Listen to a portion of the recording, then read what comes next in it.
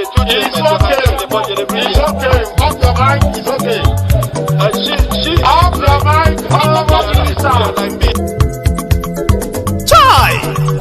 Now wow, people wey suppose talk truth to power don't off mic. And if we talk, now 500,000 they go summer us, call them hate speech. But fear not, Maiyegun don't come. Him go torchlight every corner, nooks and cranny of all these bad people where they spoil our country.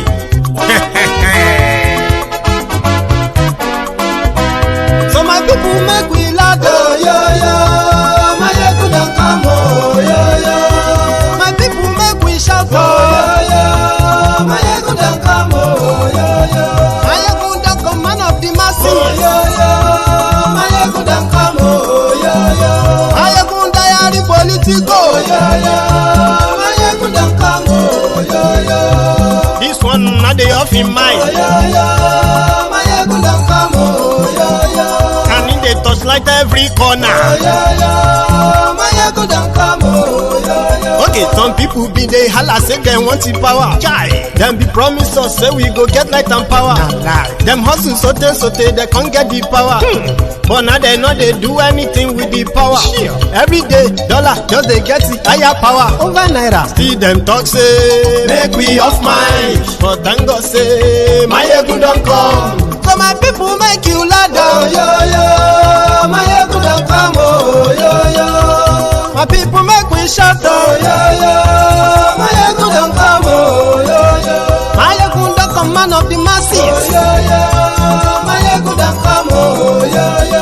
Maiyegun diary Politico, oh yo yo. Maiyegun don't come, oh yo yo.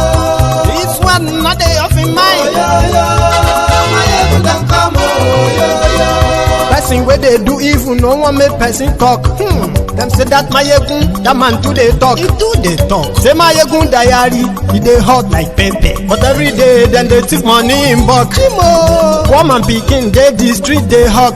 Still them talk say make we no talk. But thank God say Maiyegun don't come. So my people make you loud, oh yo yo. Maiyegun don't come, oh yo yo. My people make you shout, oh yo yo. Maiyegun don't come, oh yo yo. Maiyegun don't come, man of the masses, oh yo yo. Maiyegun don't. In the time of poverty like this, the economic principle of Yusuf is what everybody should apply in his own lives. Eat little, save more. You don't know what is happening. Kese la nri lowo, makasakasa timbo. A dollar was just 800 naira or thereabout a couple of months ago. Now a dollar is over 1,000 naira. How much will it go? Nobody knows. Tori to nse falafulu. Ogba salary ikilawa. Igberaga week. Gbera re sanle láìpẹ́. Eat little and save more. Ayé tá ń jẹ chicken kọ́ la wà yìí mọ́. Ayé shawarma kọ́ mọ́. Ayé ice cream kọ́. Mú gààrí. Jẹ pọ̀nmọ́. Gbàgbé táwọn doctor sọ pé kò ní nutritional value. Kí ló fẹ́ nutritional value pẹ̀lú kíní?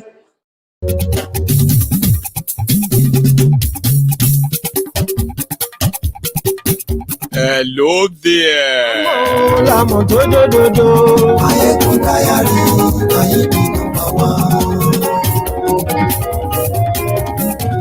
Maiyegun làwa mọ̀, làmọ̀ tó dòdòdò. Maiyegun diary, Maiyegun Maiyegun ti dé o, ọ̀rẹ́ ara yìí. Maiyegun diary. Good morning to you, good afternoon to you, and good evening to you from wherever you are watching from. This is Maiyegun Live. Àṣírí ọ̀jẹ̀lú kì í bò níbẹ̀ o. Maiyegun diary, Maiyegun Bó bá ṣe é. Thank you so much for joining me. Merry Christmas again. From wherever you are watching from, remember, share this broadcast. Invite your friends. Invite your not so friendly friends. Tonight is the People's Parliament, where you would have the opportunity to appear on this screen like others, and you can share What are your own humble experience of Nigeria in 2023? And how much impression does this have on you? And what are your own kind of a view of what 2024 will be all about? Just say, Maiyegun ti dé. Maiyegun ti dé. ọ̀jẹ̀lú ẹ̀ súnràkì Maiyegun ti dé. àní ẹ̀ súnràkì Maiyegun ti dé. lórí Facebook thank you very much. àní ẹ̀ There is a link that is going to bring you straight into the studio and you can join me live. Remember, it is a very, very safe zone right now on MaiyegunsDiary Politico. Come and tell us something that we didn't know. ijó ìgbádìyẹ Maiyegun mami. àní ẹ̀ súnràkì Maiyegun ti dé. pẹ̀sìdó bá rúfin o Maiyegun mami. àní ẹ̀ súnràkì Maiyegun ti dé. gómìnà kówó jẹ Maiyegun mami. Even though Maiyegun it's meant to be a black Sunday gbàrìbá Maiyegun mami. of a Plateau State. Maiyegun ti dé. aṣòfin 128 people recorded or reported killed by Fulani terrorists òkúra olóṣèlú last night. àní ẹ̀ súnràkì Maiyegun ti dé. ọ̀jẹ̀lú ẹ̀ súnràkì Maiyegun ti dé. àní ẹ̀ súnràkì Maiyegun ti dé.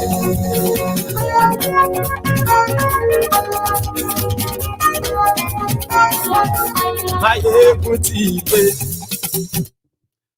Motide. Good evening to you. Good morning to you. And good afternoon to you from wherever you are watching from. This is MaiyegunsDiary Politico, and this is Maiyegun live. But it's not just going to be Maiyegun tonight. It's going to be the People's Parliament. Okay? To those who have who are probably participating in this for the first time, probably our new members in the Temple of Truth. So there is a segment on MaiyegunsDiary Politico where everyone, the viewers, including yourself, can actually participate, not just by calling in, but by joining the studio from the comfort of your own home. And you can also express your own points. Whatever you have in mind, you have just about 5 minutes to share them, Abi, for others to also express theirs too. But it does help before you participate to read what we are likely going to be talking about. Okay? Sometimes what you have in mind to say, what you want to say, is not being discussed. It doesn't matter. That's why it is called the People's Parliament. I have no idea what you want to say, but it is your own chance. So what you have to do is this: go to a quiet place in that your home where you will not be disturbed. Now you see the device you want to use in joining us. For example, if you are using your phone to watch this broadcast, you cannot use that same phone to join us. Okay? It's not going to work. It will be echoing. Then, once you have the device you want to use, the link to the studio is right there in the comment or right in the description of the broadcast. Copy it and then follow it. Put your name on, put the camera on, and put clothes on. Please don't join us while you are lying down in your bedroom with the lights off. Please don't join us, okay? When you have your shirt and you're like topless, sitting in a place, you need to know that this is like you joining the CNN. It's like being invited to come and share your opinion on something on BBC, on CNBC. You will never want to appear irresponsible, nonchalant and all that.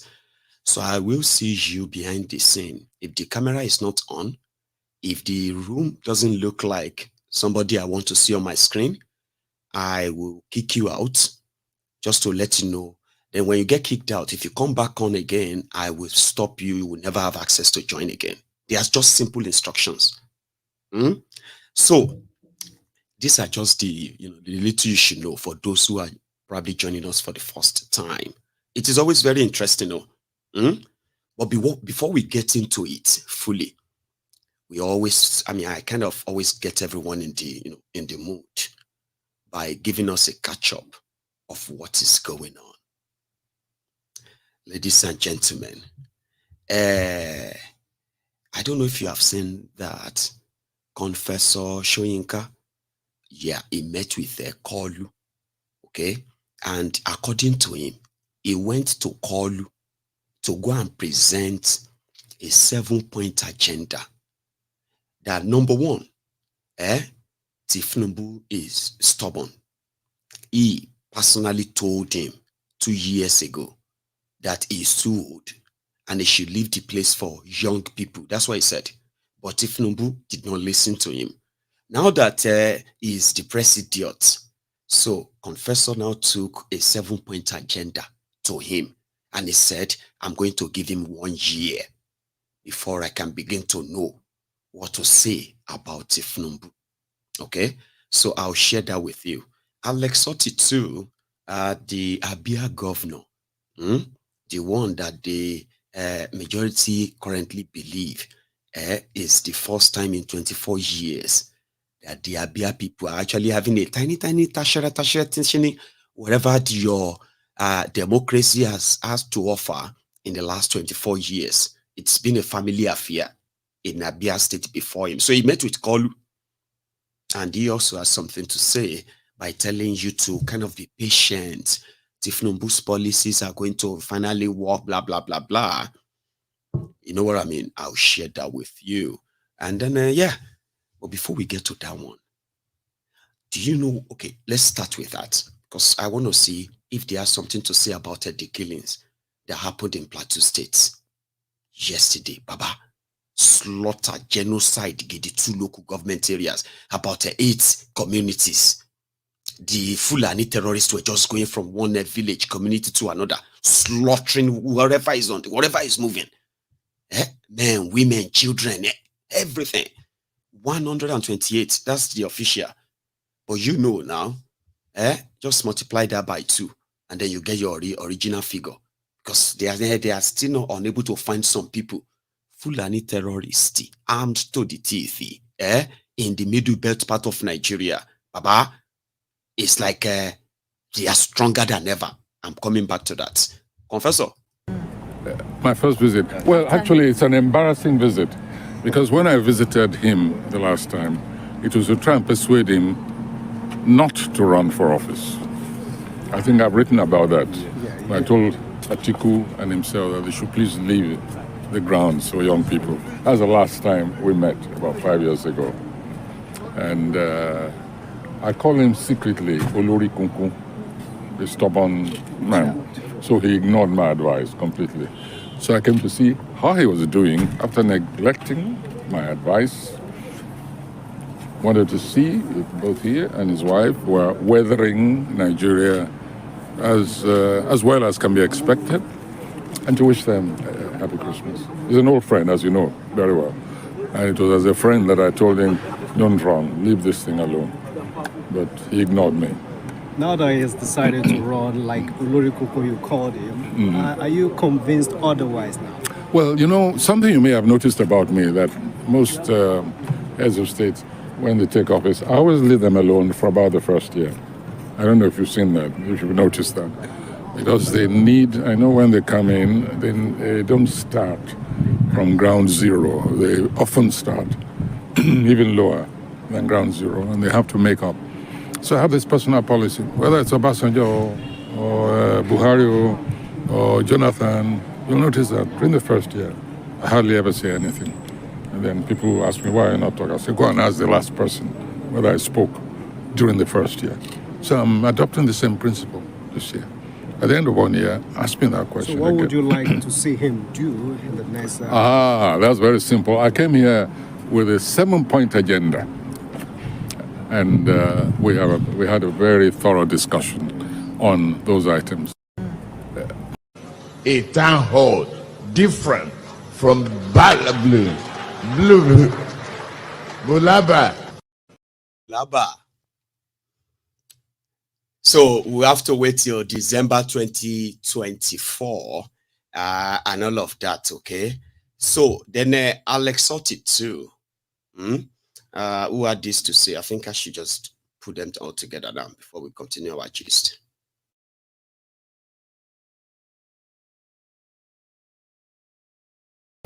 Well, you know, he came in at a very difficult time when inflation was close to 30%.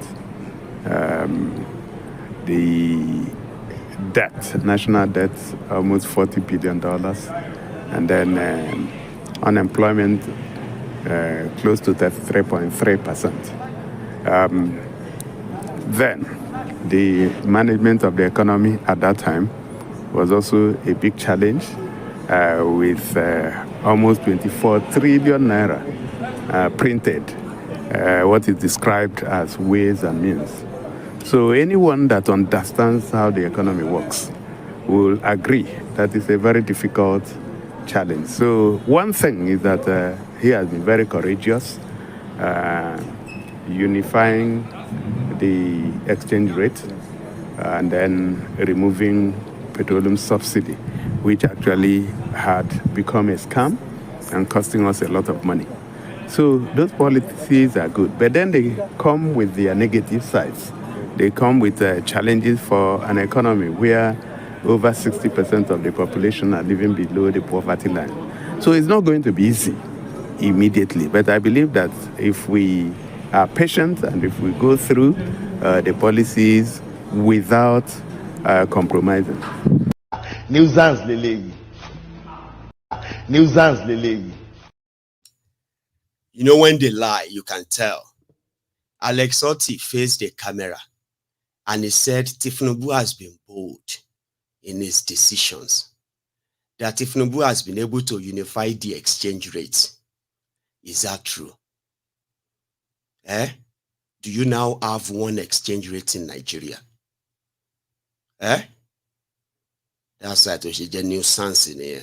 But I understand, like, you know, see all of that, the national debt, but the same Tinubu that is making a great decision and all that nonsense. Anyway, so none of them mentioned what was going on in, what do you call it, in Plateau State. So let's talk about it. Okay. They said that the Fulani terrorists, 2 local government areas, I actually want to pick them so that I can use their exact names.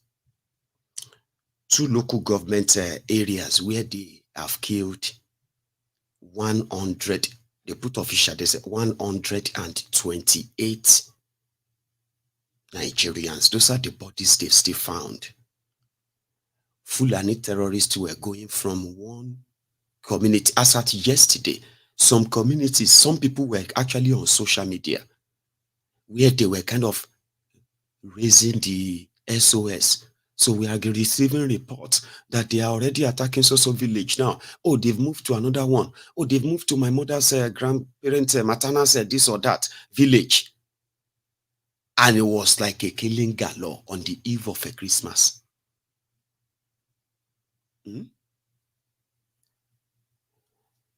As it is, Kolu and the rest, just like you had it under Bukuwari, Kolu and the rest, they are receiving visitors and partying and the rest, okay, because Kolu met Nigeria under ground zero, below ground zero. But people that met Nigeria below ground zero, decided to use 42 billion naira to care for Tinubu's wife's office. To use 10 billion naira to renovate Tinubu's house in Abuja, guest house. Shetema's guest house in Lagos, 10 billion. To buy a New York, borrow money to do all of this, so 48 billion naira to buy cars. But they met Nigeria at underground zero. But you would have to sacrifice come next year. So tonight, as we call it, the People's Parliament, it's not always so busy, so don't worry. All you have to do is that to be part of it, all you have to make sure of is read the description of the convo, okay? And then check the link too, okay? Set yourself up and just hit the join button. Now, when you join, I'm going to see you in the studio, like I can see like about a few people here already. So I'm going to encourage you, if you can hear me, please put on your camera as you are in the studio yourself, okay? So once you show up on my own in the studio, then the next thing is, you know, you're going to show up on the screen, and then we can have a chat. Now, remember, I have managed, okay, let me even kind of give you an highlight of how this is going to be, okay? So that we are going to make it an interesting conversation tonight, all right? In 2022, this was at the height of the preparation for the 2023 charade. There were a lot of expectations, Abi, especially for those who were really positive that something was going to happen in Nigeria in 2023.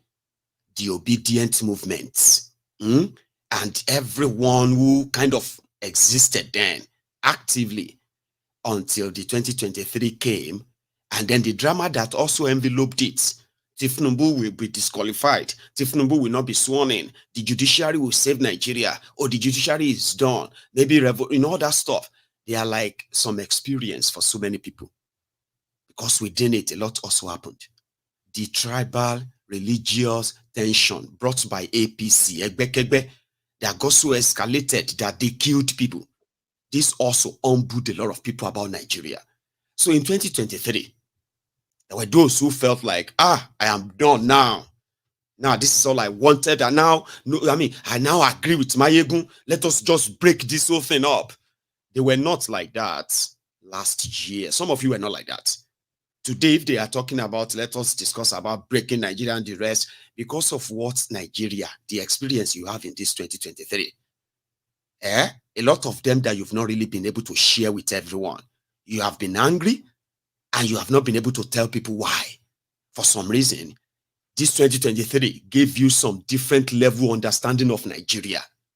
And here you are, in your own words, because this is just few days to the end of the 2023.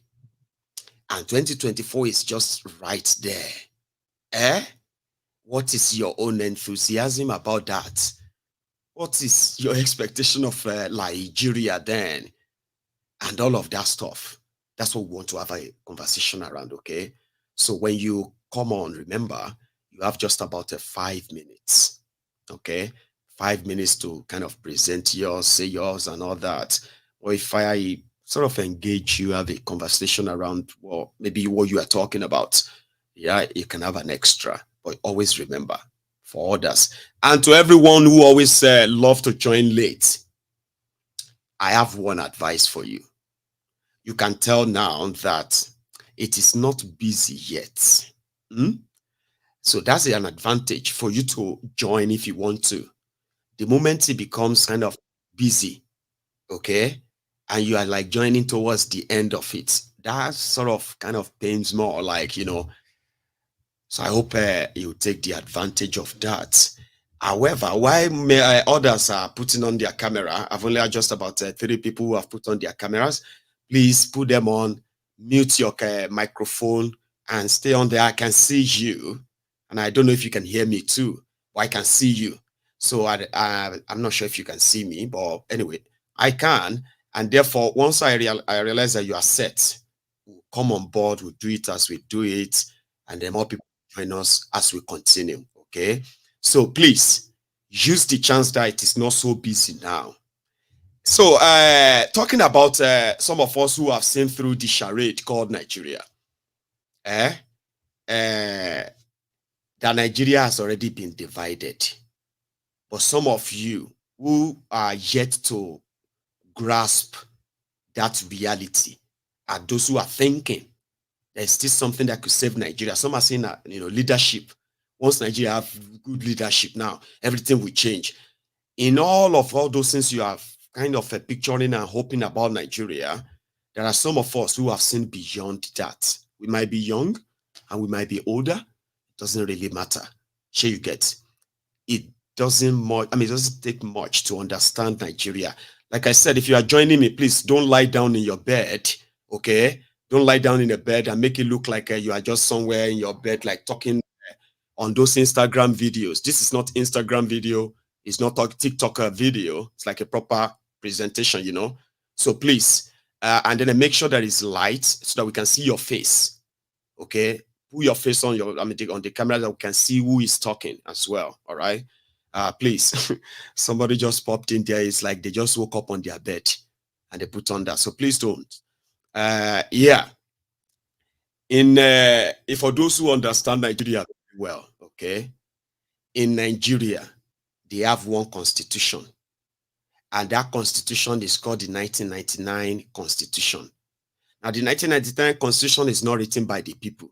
There was never written that people actually, where they conducted any referendum on that paper. So the long story short, those who put the nonsense together, they put together a decree, military decree. Now, inside that military decree, okay, it is like what do you call it? One country, two laws. You see, that 1999 Constitution is more pronounced, active in southern Nigeria than northern Nigeria. In northern Nigeria, they have a different set of law, which is Islamic law, Sharia. So this idea of Sharia is that even though Nigeria law exists, but in practice, they want to practice even their government practices like it is a Islamic government in that northern Nigeria. And they will tell you that is their way. So their Sharia laws are more powerful than Nigerian law when it comes to the northern Nigeria. Do you understand that now? Now, in northern Nigeria, they have the power to put together, paramilitary or military or whatever, like police. They call them the Islamic police, Isba police.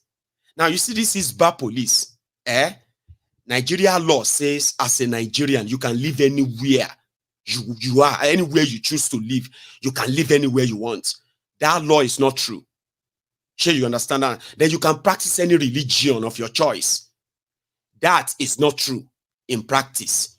So this Sharia North or the Sharia North, their own law supersede that 1999 Constitution. Even though they exist together, they pretend to. So when the military and the police, the way they operate in northern Nigeria, they will have to operate in Islamic dictatorship of those who are very much powerful religiously. They are religious leaders there. They are more powerful than the military generals in Nigeria. Of course, somebody will be like, you are joking. Oh, damn it, man. When I say powerful, I'm talking about literally, because the moment even the Nigeria military, Nigerian service chiefs, they don't want to offend the Sharia North. Because once you do, your career is over. That is how much, you know what I mean? Those who are supposed to use Nigeria law to protect Nigerians, they are powerless when it comes to the northern Nigeria. It is there. But not until you become the victim of it, you may not know. It is then you begin to question that, is it the same country? Now, as a Nigerian, they say you can run your business, legitimate business, anywhere in Nigeria. As a Nigerian, legitimate business that you are paying taxes on. But that is just the law of 1999 Constitution. There are businesses you cannot run in northern Nigeria. Beverage businesses, alcohol businesses. You can't. So they have police that is more powerful than Nigerian police. If the Isba police take over your hotel or they take over your business, everything once they accuse your business of anything and the Isba police comes around, Nigeria police, Nigeria military, they stay away. That is that one Nigeria. So we started telling people that, listen, a lot of you psychologically, you are doing your best to try to placate the Sharia North so as for you to feel like you are Nigerian. Your criminal leaders sometimes want you to believe that, you need to, before you can become anything in Nigeria, you need to at least be very nice to the North. Watch what you say, because it can come back to bite you. Shall you understand? So if you say anything about the elite, one day it's going to come back, because they can use that against you enough. And for those who are from the southern Nigeria, who are power mongers, hungry criminals, gluttons, they will do everything to keep it that way, even though they know how divided Nigeria is that way. Nigerians will lose their businesses to the Isba policemen and the rest of them. Nothing will happen. Not even any court can give you any judgment and say Isba police burning your alcohol, burning your businesses. So, it's against the law in Nigeria. It is against Nigeria law.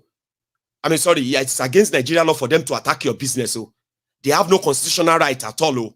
But they have created that, the Sharia law. Inside the 1999 Constitution, Sharia was mentioned there over 43 times.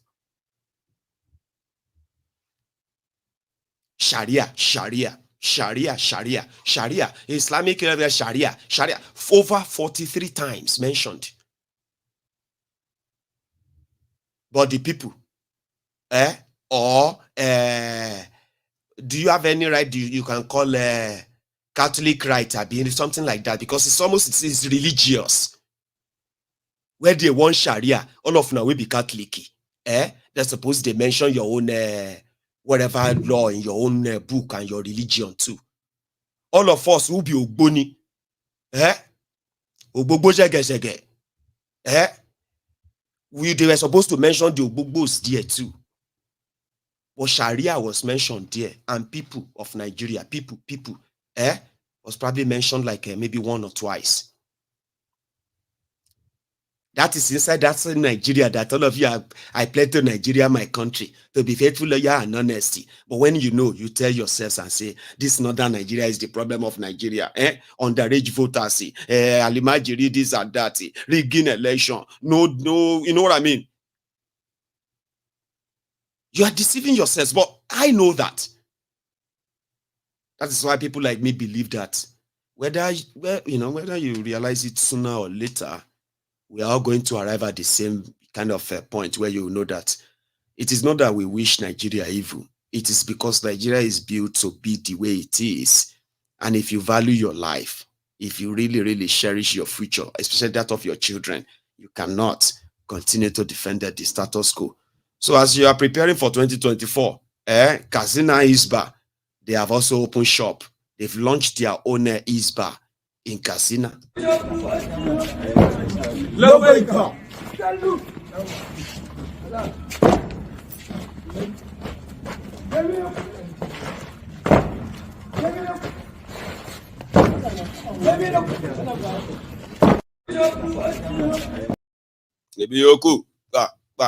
don't get anything. They will use the money. They don't even have money. They don't generate any real money.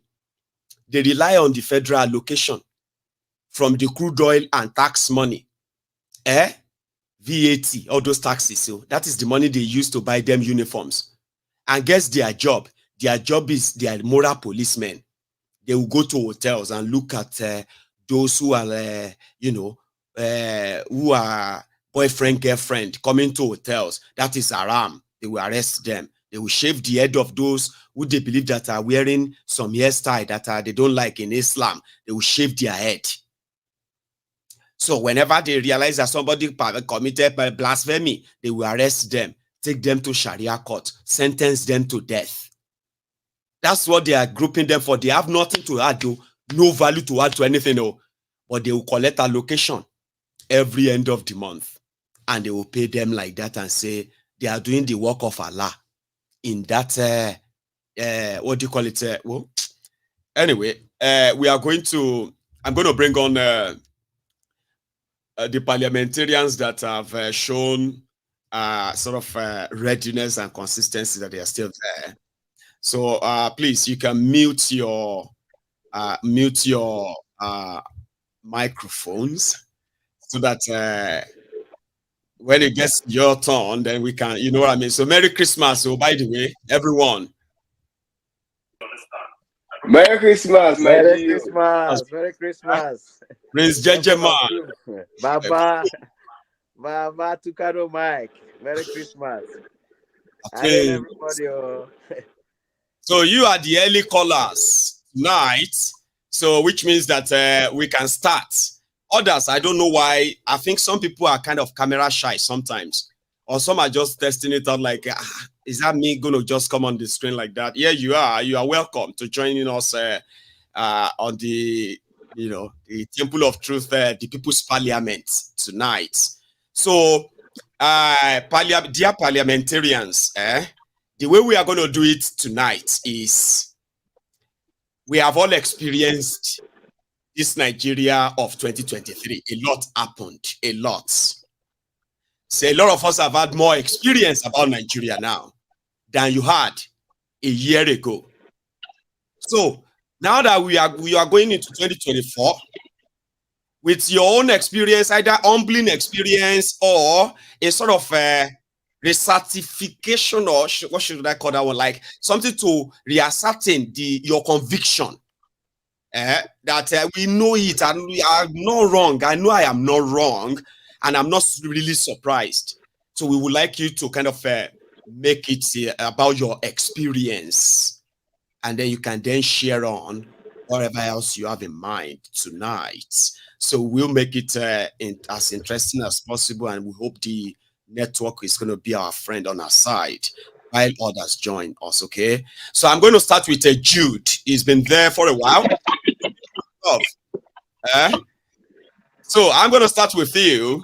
Then I'm going to go straight to Paul. After Paul is going to be Prince Jejeman, okay? As others are going to join us, right? We will share the slots. So yeah, everyone can mute their microphone now, please, except Jude, who is going to be the next speaker. Jude, it's really good to see you again, love. My Gio, I must greet you, sir. Merry Christmas. How is the family? Merry Christmas, bro. Well, we thank God, though. How is everything over there? Thank God. Yeah, it's Christmas. We thank God. It's been eventful. It's been very eventful. The Sabbath touch everybody, and it's like, an experience. Share with you. It's like Boko Haram gave us Shege. Then Tifnubu gave us Shege Banza and Sapa Promas. So we are suffering a collide ugly experience, which is very, very painful. And it's really very painful and worrisome that those of us in the diaspora, we're actually the ones worried about those more than those of them at home. I really don't know why a vast majority of them at home don't literally care about the happenings. I don't know. And I have noticed something about this government. I think the media, they are using the media very, very, very powerful. They're spending a lot in the media because it's so crazy to come out on the internet and see some of the lies, the white elephant projects that they are throwing around, deceiving the poor masses who are very, very gullible. And I was talking with a friend, and the lady was like, I love Nigerians especially. Nigerians are smart. I was like, no, Nigerians are not smart. They are dumb. Because if they are dumb, they won't be suffering the way they are suffering. The smart ones are no longer living in Nigeria. Only the dumb ones lives in Nigeria currently. And she was like, what do you mean by that? I was like, okay, tell me. How can you tell me a country of 220 million persons that someone who is a certificate forger, who forged his way into office, lied to 220 million persons, brought the light with evidence, and everybody bought the lies, and they couldn't even do anything. The same way we are complaining that we're suffering because of our parents took no actions, the same way we are still here doing no actions. And we always want to, we keep on repeating the same thing, but always expect different results, which is not fixable in the real world. I think those people are home. Sometimes when I hear people saying that it's we in the diaspora that need to make the move, I just look at them and laugh. How can you tell we here to make the move? It's those of them at home. If they are ready to take back their nation, if they can hit the streets, let's have a discussion. And the last time I said it, if the women of Iran can protest over the Iranian government and got victory, what about the healthy men and women in Nigeria languishing in suffering? A lot of people had over 500 persons were killed in Plateau, but they will tell you less than 120. It's how the media operates. The killings, the ethnic cleansing. And when we complain about the Fulanization, they think it's just Iran propaganda. Just like using Israel as a case study, Israel was proposed to Uganda years ago. If the ancestors of Uganda didn't reject that proposal, what the people of Palestine are suffering today is what the people of Uganda will be suffering. Now that the Fulani are doing this ethnic cleansing, those of us in the south may think it's none of our business, is in the north. But when they are done with them in the north, although they have conquered the north fully, they'll move down to the south, but they need the rainforest, of which we are the ones that have the rainforest. They can't, and anytime I think about Nigeria, I'm always very, very furious. It's only in Nigeria that the desert has more population than the rainforest all over the world. It's only in Nigeria. How they were able to convince us to believe these lies and accept these lies is still a mystery to me. So it's so painful, and I really don't think we have any hope in this current government. I really don't think there's no restitution. It's hard time the people at home start thinking of how can we take this country back? How can we hit the street? If there's no revolution, there can't be victory. And that revolution, there must be bloodshed. Life must be lost. If I'm not ready to pay the ultimate price, the Europe that we are rushing to celebrating today, Europe got their freedom with bloodshed. They fought war. The Europeans, they love war because they believe they can't be peace. They can't be coexistence without war. They love war. All nations of Europe, they fought war. They fought against themselves to get the freedom. The freedom we are enjoying today, the free life we are enjoying, the good life we are enjoying. Why can't we do the same thing? Nigeria as a country is richer than Europe when it comes to natural resources. It's facts. What resources do the Europeans have? Everything they have, they exported from Africa. So it's so painful that we are not just ready to do the right thing. I think anytime we are ready to do the right thing, we'll get our country back. And no matter what, I am proud to be African. I am proud to be an Igbo man, but I am never, and I will never want to associate myself with anything that has to do with Nigeria.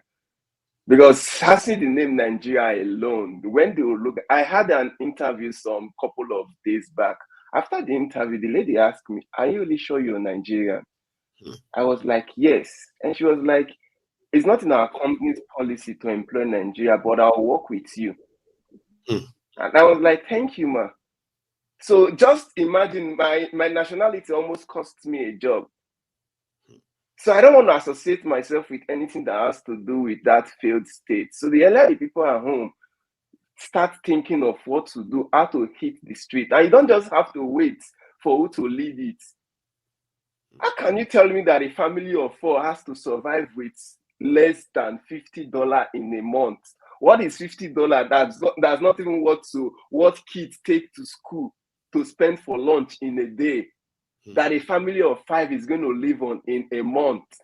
And the politicians are borrowing billions of dollars to buy their self-executive cars, fly executive private jets. And we are doing nothing. We are sharing. Some of the thieves are busy sharing rice in the villages.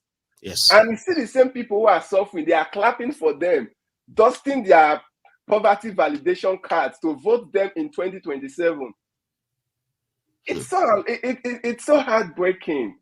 It is. The people at home, we need to wake up. Jude. We need to wake up. Yeah, I'm gonna keep you around just for a few minutes if you stay, okay? Okay. Because I want you to take a breath, like you know what I mean. You could go like that for the next hour, which means that you might still have much more to add to this chat. But let Paul takes over. I mean, let Paul take over from here. Paulo, Okay.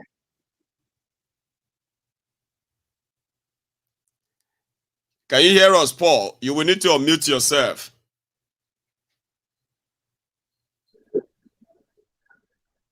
Hello. Yeah, Hello, yeah, Maiyegun. please, Paul, Can you hear me? loud and clear.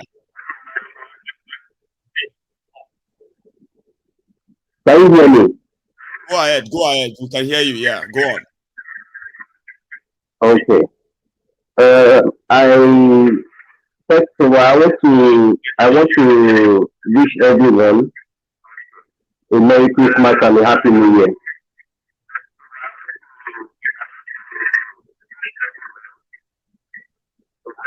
And I pray that God will continue to protect and guide every one of us. Paul, if you are using the same phone for the same broadcast, if you are watching the broadcast on the same phone, you can't do that. That's why it is mixing up, echoing. You need to stop the broadcast. If you are using your phone, you need to end the broadcast on your phone and join this directly. Then echo. Maiyegun, Yes. I can't hear you. I can't hear you clearly. Let me go out. Let me go out and come back in. No wahala. I'll get Prince Jejema on then. The Prince. Yes. You are looking different. Merry Christmas, Prince Jejema. Merry Christmas, our Tucano Mike. Yes, sir. Baba, you too much. We are happy to see you this Christmas. It's good to see you. Yeah, The Prince. my good general. Prince Jejema always look different now. Yes, sir. The weather need to be the same. You get what I mean? So, as the weather they change, we have to change with the weather, isn't it? That's right.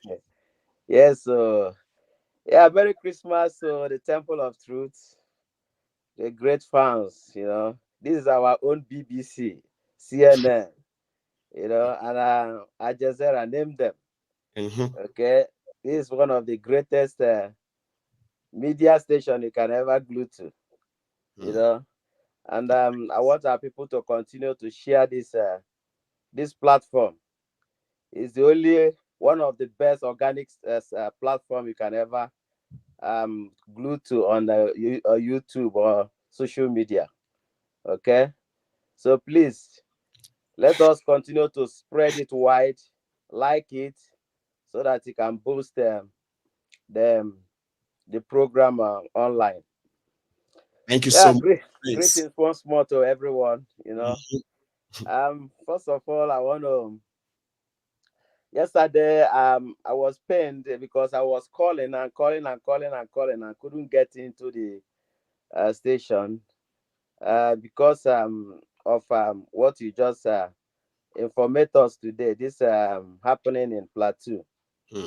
Okay, it's quite unfortunate, and that was one of the reasons I was calling yesterday, because these animals, they always attack during Christmas.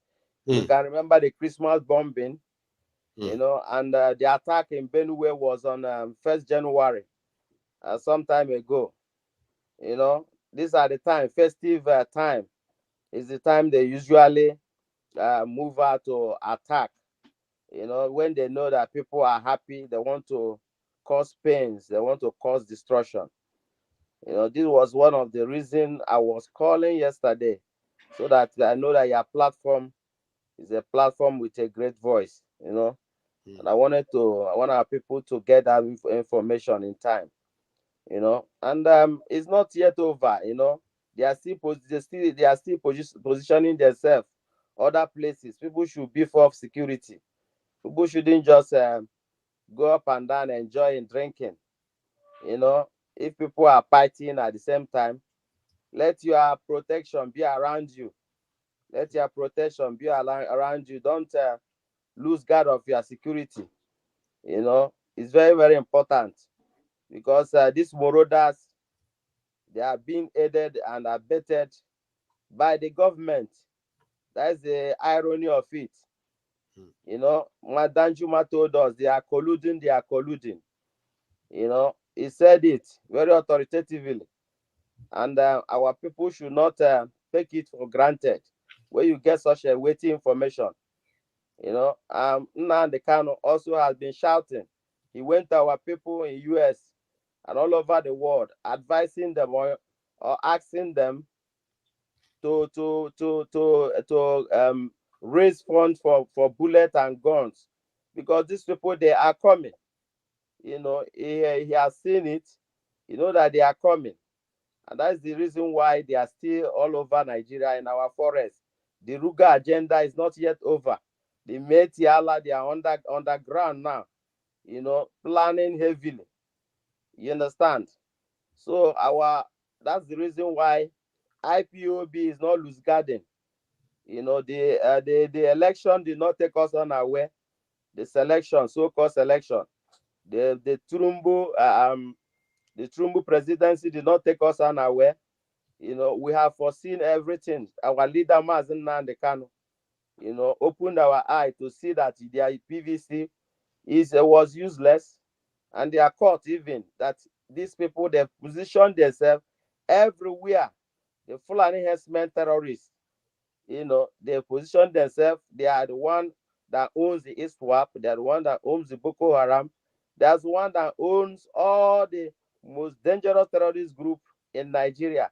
And what is the agenda? The agenda is to make Nigeria now a Fulani nation. They made open border. We shouldn't forget. You know, we should keep on, you know, re-echoing this so that our people do forget. Once we put on our Ashebi and we'll be partying and throwing money up and down, we'll forget all this vital information. We were told by the dead Obadiah Malafia that these people are going to invade 2022. That was their year, and they missed it. That was the height, you understand, of their plan, and they miss it. Okay, so and this is the reason why they went out. They've been kidnapping. They are serial kidnapper, and they don't only kidnap in Nigeria. They went international in 1984. The same Fulani herdsmen Buhari, yeah, he was kidnapped on Marodico. That was how our relationship with the UK was destroyed. And since then, we have to find it hard to get visa to go to UK. Before, you can just get your ticket and go to UK. You understand? It was a Fulani herdsmen, terrorist kidnapping that destroyed all that relationship. And once UK put the embargo, other country, because they have veto power in the G8, other country follow suit. That was the genesis of our international problem. You understand? And Nigeria is now seen as a terrorist country. And this man and the group and the family, they are not tired. They went again and kidnapped Nnamdi Kanu from Kenya. In the name of one Nigeria. That's the irony and painful part of it. They do all this thing under the cover of a nation. You understand? They are doing it in the north, and it's not enough for them. They have to do it under the cover of one Nigeria. And we foolish, I won't put myself because I'm a Biafran. I said those that are foolish to call themselves Nigerians are still shouting, I pledge to Nigeria with all my heart and yash with them. You understand? You, Prince Jejima. It's like the parliament is now like packing up, as you can see. Oh, great. Prince. Great. Yeah. Great. Thank you so much for that. Let me put Paul in again. Oh, did I just lose Paul again? I actually thought I had him on and then, you know. So I'm going to say thank you anyway, Prince Jejeman. Thank you, my good general. Yeah, now that you've brethren, I will say Jude. So I'm just going to give you just a minute, a quick one, to possibly just go to the next person. Okay. In the bottom line to Allah, other view is that I think for Nigerians, we shall any means be discussing because there's nothing to support no, I don't know what happened to the audio, dear. Hang on, Jude. Something is not right. I mean, the whole thing just started like sounding like Jude is on medication. Can you hear me? Okay, I can hear you loud and clear. Can you hear me? But the system is like giving us another different audio. So sorry, Jude. Okay, so I'll leave it at that and Prof. Can you hear me now? Before the system. Yes, ma'am. Thank you. For some reason, the audio is about to kind of run riot on us there. I haven't seen Paul back, but we have a lady. By rules of the parliament, when we have any lady parliamentarian on, we sort of give them a bit of a pass. So, Kenny, you know the rule. You're not new. So it's like you are a veteran yourself. Milady, Celia is here. Sorry, did I even pronounce that right? You can unmute, ma, please. Let's see if I could do that for you. I've done that. Great. Can you hear me, ma? Yes, sir. Hi. Hiya. Great. So did I call you right? Is it Celia or Celia? So my name is Priscilla. Priscilla. Okay, we just took the last one. Celia. Okay, I'll stick to that. So, milady, thank you so much for joining us. And here we are, sharing what we consider our different experiences in 2023 about Nigeria. What was the expectation? What was it like now, after, and what are the supposed 2024 expectation of Nigeria in your own view? Ma'am, please.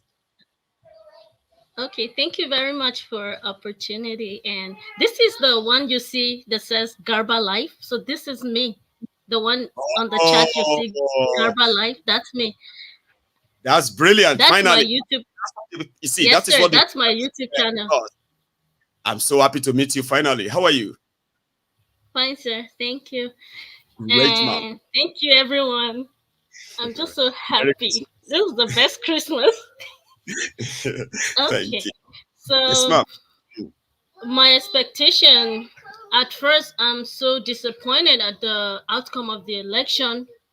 Right. Peter Obi was here with me, with our church and everything, and like Nigerians here. Right. And my expectations for next year, hopefully, is that we do a lot of protest and actions. Like right after protest, we're going to act.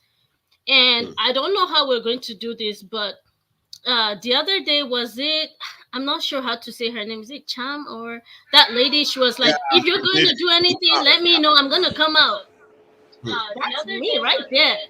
If you're in Los Angeles or something, you guys want us to do something and meet, come on, LA, y'all.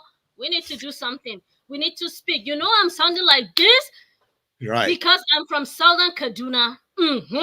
Sir, my family, my entire village was wiped out. Out of the people that were killed towards the end of, was it 2021, like November, my whole village, like some of my relations, about 40 something, I'm related to them. There are some of them that were born right in my eye, like they were kids. And like, let me just quickly share a little story. One of the kids that was killed is a nephew to me, I'd say. So their mom said they really worked hard that year to like farm, and then they were farming to save a little money. And these are villagers. They're not asking for too much. They're just asking just their simple life, and they're just asking for something little to make something useful out of their lives. And they were trying to save their money and buy a little baby piglet, like the pigs. And then when they sell those pigs, they get money, and they're going to start they'll open like a shop. We call it shop, right? Like the store in the village, because it's like a village, right?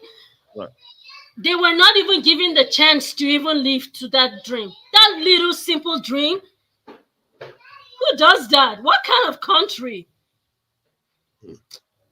They should look at my eyes. Oh, I was born in Yoruba, like Kwara State. I think it's Ifelodun local government. I grew up in a seminary in Igbaja, Ekwa. But I'm just trying to give a little background of myself so that I'm not like a total stranger.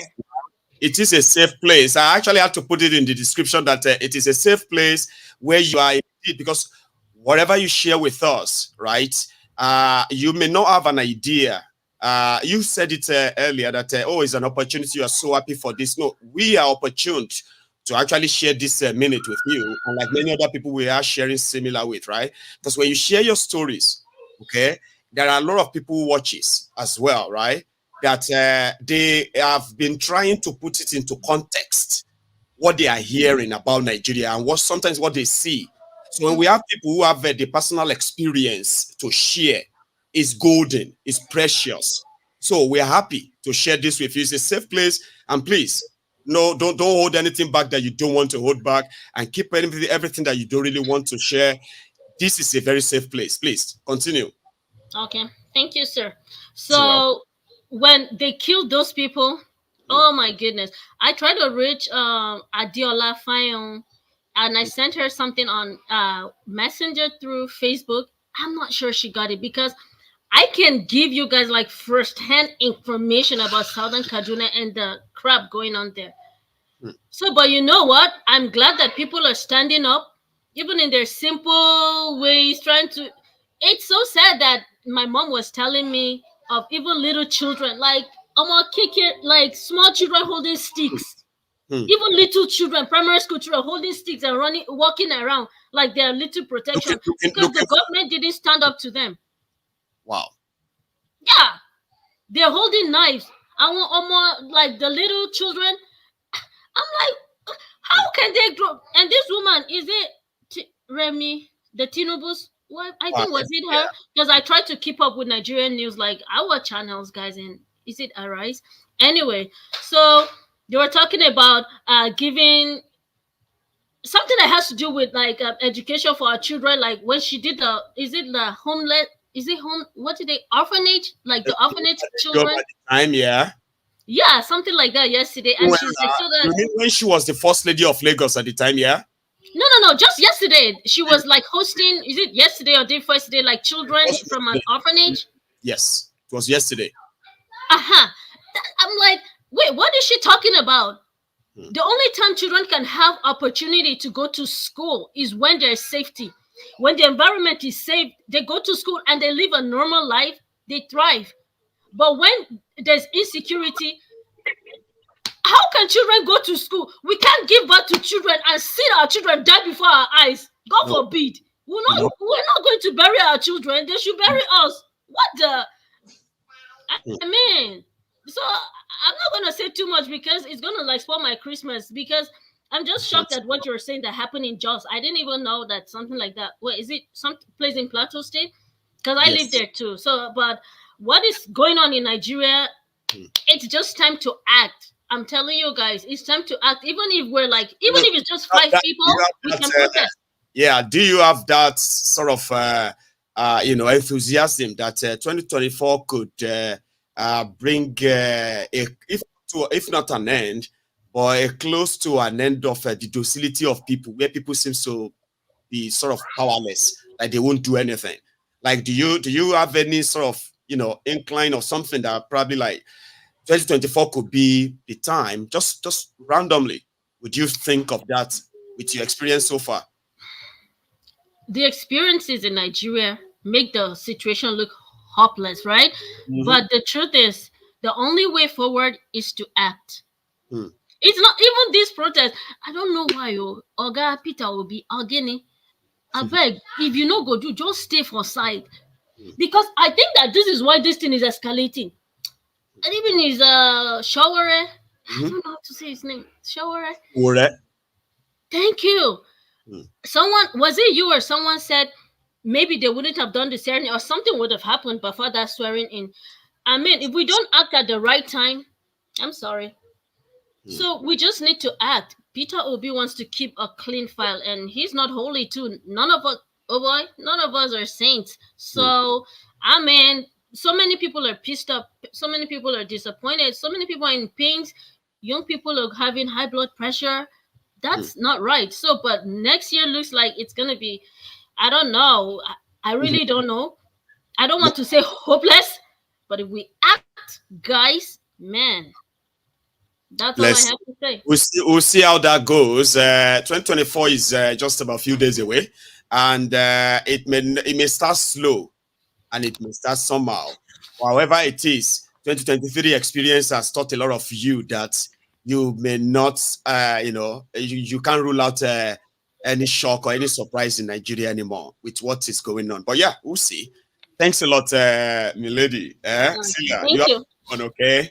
Yes, I wouldn't know why Kenny disappeared on me, but I'm glad that Paul is here, and I hope the network works well. Now, Paul, just before you speak, okay?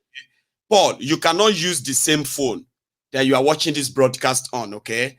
Like you go from one app to another. You can't do it. So with that, we'll be having problem with the communication, okay? The audio and all of that stuff. So it has to be like, if you open any other app on your phone, you need to close everything, and you only be left with the one or device you are using right now, rather. So I hope you heard all of that, Abi. So Paul, a quick one, back to you, please, if you can hear me. Go on. Okay. Hello, Maiyegun, can you hear me now? Am I audible enough? Yes, I can hear you. There's no background sound? Is it clearer now? It is clearer now, and you can just speak on. When I shake my head like that, that means it's fine. Go on. It's fine. Okay. Well, Merry Christmas to everyone. I pray that we now move into the new year with the blessings of God, the protection of God, and everyone will be fine health-wise, physically, and everything. Yesterday when I spoke about, and thank God before you even opened the studio for everyone to join in, one of the things you actually touched on was how they've opened the Yorubas police in I think Katsina. So it just shows how I keep telling people that religion is actually more dangerous than politics. Just like my sister said before I came on, the reason why you will not see a protest, the reason why you will not see people moved is because of religion. It's very simple. Religion is the yes, you spoke about the concept of using the media. Yes, that works. But the strongest point is religion, because religion is the bottom part. That is one that reaches the masses the most. Not everyone watches the news in Nigeria, not everyone listens to the media, but everybody goes to the one way or the other. They go to the churches, they go to the mosque, and like you said, Maiyegun, you can see that even religious leaders in the north are more powerful than generals. They give orders. They can actually cause serious arrest with one statement. It just shows to you how powerful religion is. And I keep telling people, it's just like the civil rights movement in the US, Maiyegun. When you look at the way everything started, see Martin Luther King and all that, you can see that the churches and even the Muslims, the mosque in the US, that was how they were able to pass the message to the people. The likes of Elijah Muhammad, Louis Farrakhan, Malcolm X, they were on the Muslim side. Martin Luther King and the others were on the Christian side.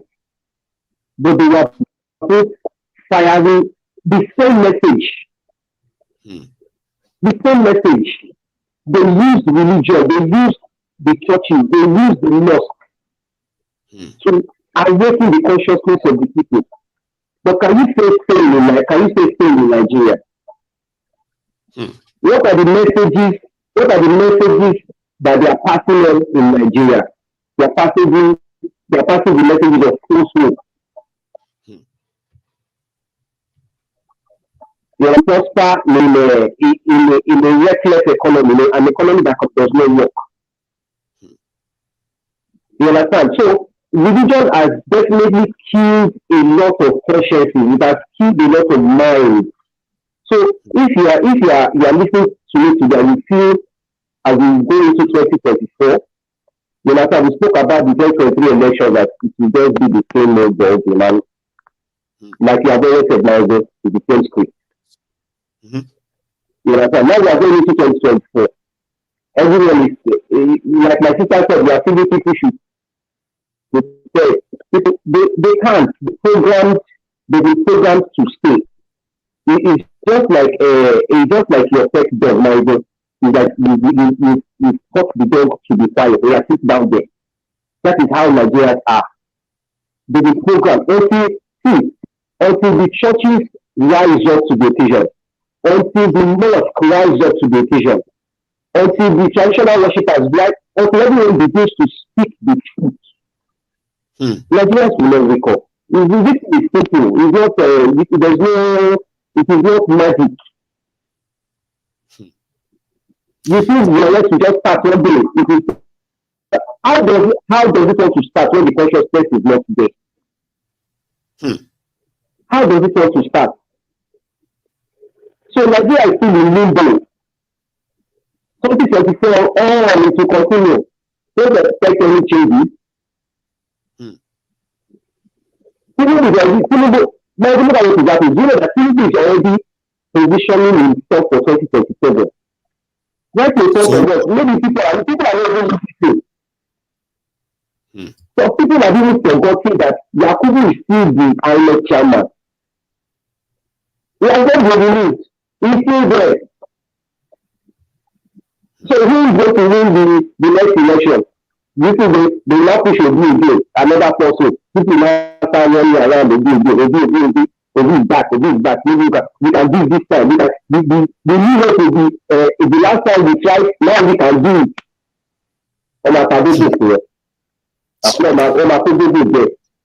Thank you, Paul. So Nigeria is moving. Let me just drop this for those who are very religious.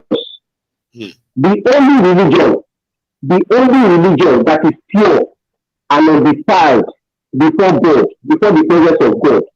If you are a Christian, open your Bible to James chapter 1 verse 27. The only religion that is pure and undefiled before God.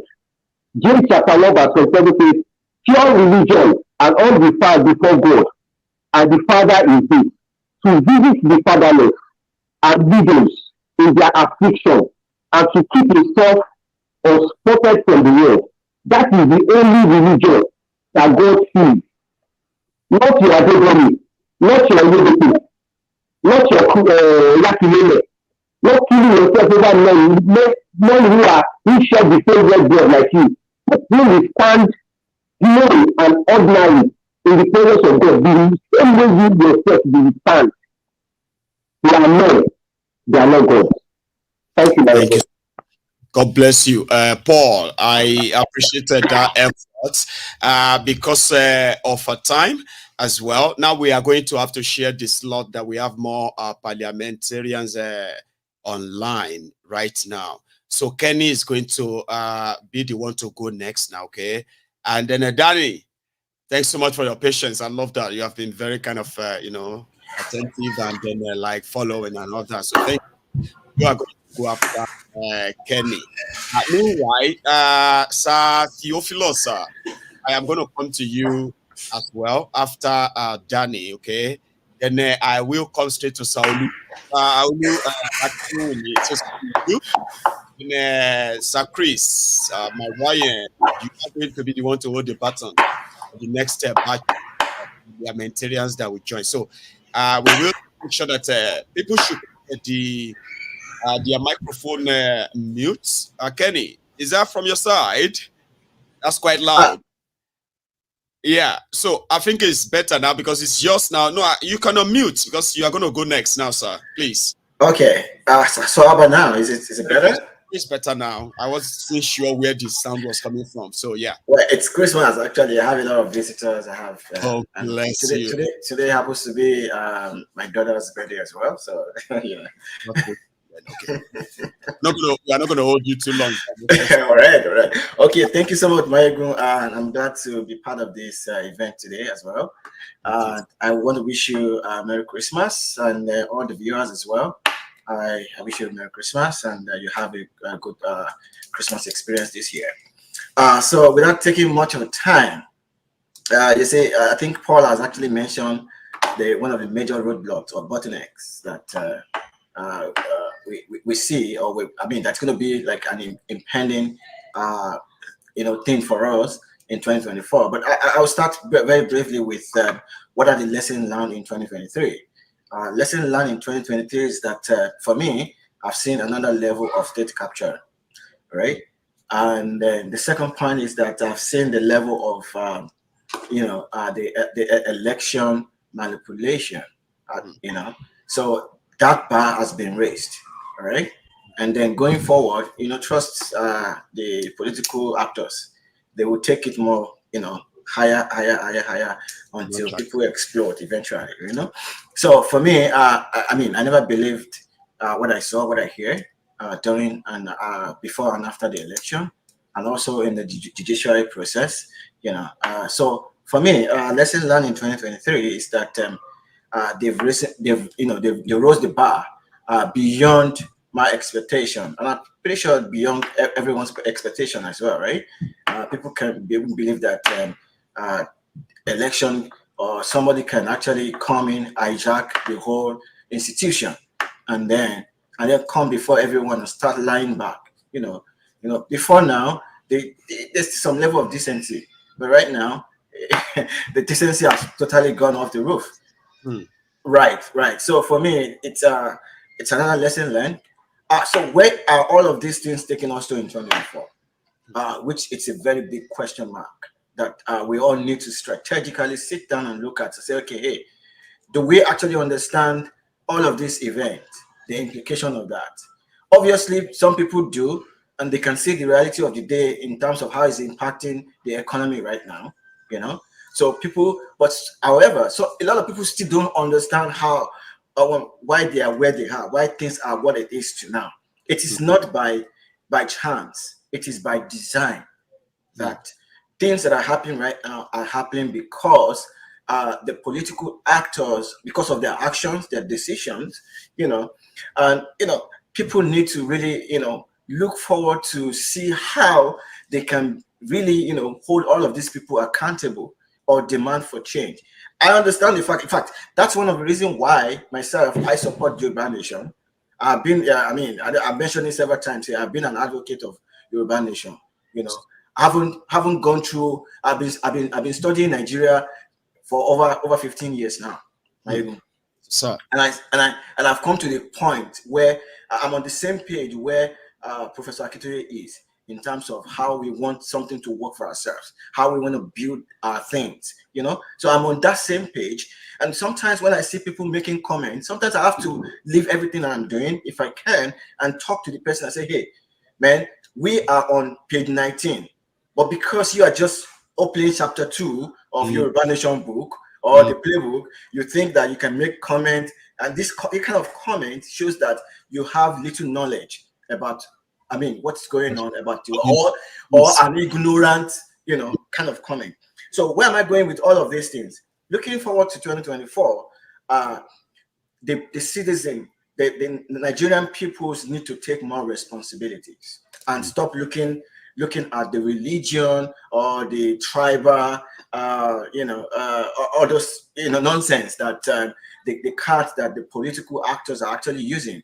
And people need to really understand what a religion is and what is called religion for servitude, where people are actually using religion to enslave and keep people quiet. So I would say that religion is one of the number one thing to deal with in 2024 if people really want to be free. All right. Religion has its own positive aspect of it. As a matter of fact, religion support by default, by principle, support people's freedom. All right. But however, it can be used in Nigerian case, it has been used to not only suppress people, to enslave them and to keep them quiet and silent. Okay, so in 2024, I expect the peoples of Nigeria to really understand how religion are being used to enslave and keep them quiet, and then also to go beyond religion. If they really want the future, the freedom for themselves, they need to put the religion aside and then demand for what is right in 2024. Another thing, I would say that I quickly put some other point down. So another thing, I respect you for that. That's why I kind of love those of you who take out your time to participate in the parliament, because a lot of people are glued to their screen right now listening to you. So please continue. So another thing is that in diaspora, what can we do? We're doing the little we can by educating, and that's why I'm fully committed to Maiyegun's platform. You know, everyone knows in my house, you know, that as a matter of fact, I saw if one of my friends just messaged me from Nigeria saying, "Oh, Kenny, I just saw you on this Maiyegun screen." I said, "Okay, yeah." I said, "Yeah." And sometimes my former colleague, my former boss in Nigeria asked me, "Kenny, I saw you on the screen. Why you?" I said, "Boss, you remember when I was at work, sometimes when I'm in the office, when we have our lunch, I usually talk about all of these things, you know. But I saw a bigger platform. I saw somebody that is doing it better, far better, and is reaching, you know, a lot of people. And of course, I'm in the same page with this guy, and I'm supporting everything that this guy is, you know, all the message, so that our people, the so-called educated ones, who are so foolish that their education, they throw it into their pocket, and they are working with their sawdust brain up and down. And you see educated people talking, you wonder that, okay, what's going on? There was a time, let me just quickly chip it this. I was online with a lady from Germany, and we're talking about during the election period when they announced Tinubu, and this lady, and I said, okay, this is why it happened. This is what the lady asked me a question. I said, but we have governors now. What are all those governors doing? I said, oh, so you think your governors are representing you? Or you think your religious leaders are representing you? Everybody is for their own pocket, man. They do it differently. It's for their own pocket. So it is the people. When they say democracy is democracy of the people, for the people, by the people. But what we have in Nigeria is not really, it's not democracy. It is democracy by hooligan. It is by democracy by who can command the level of state violence. Who's control of non-state act of violence.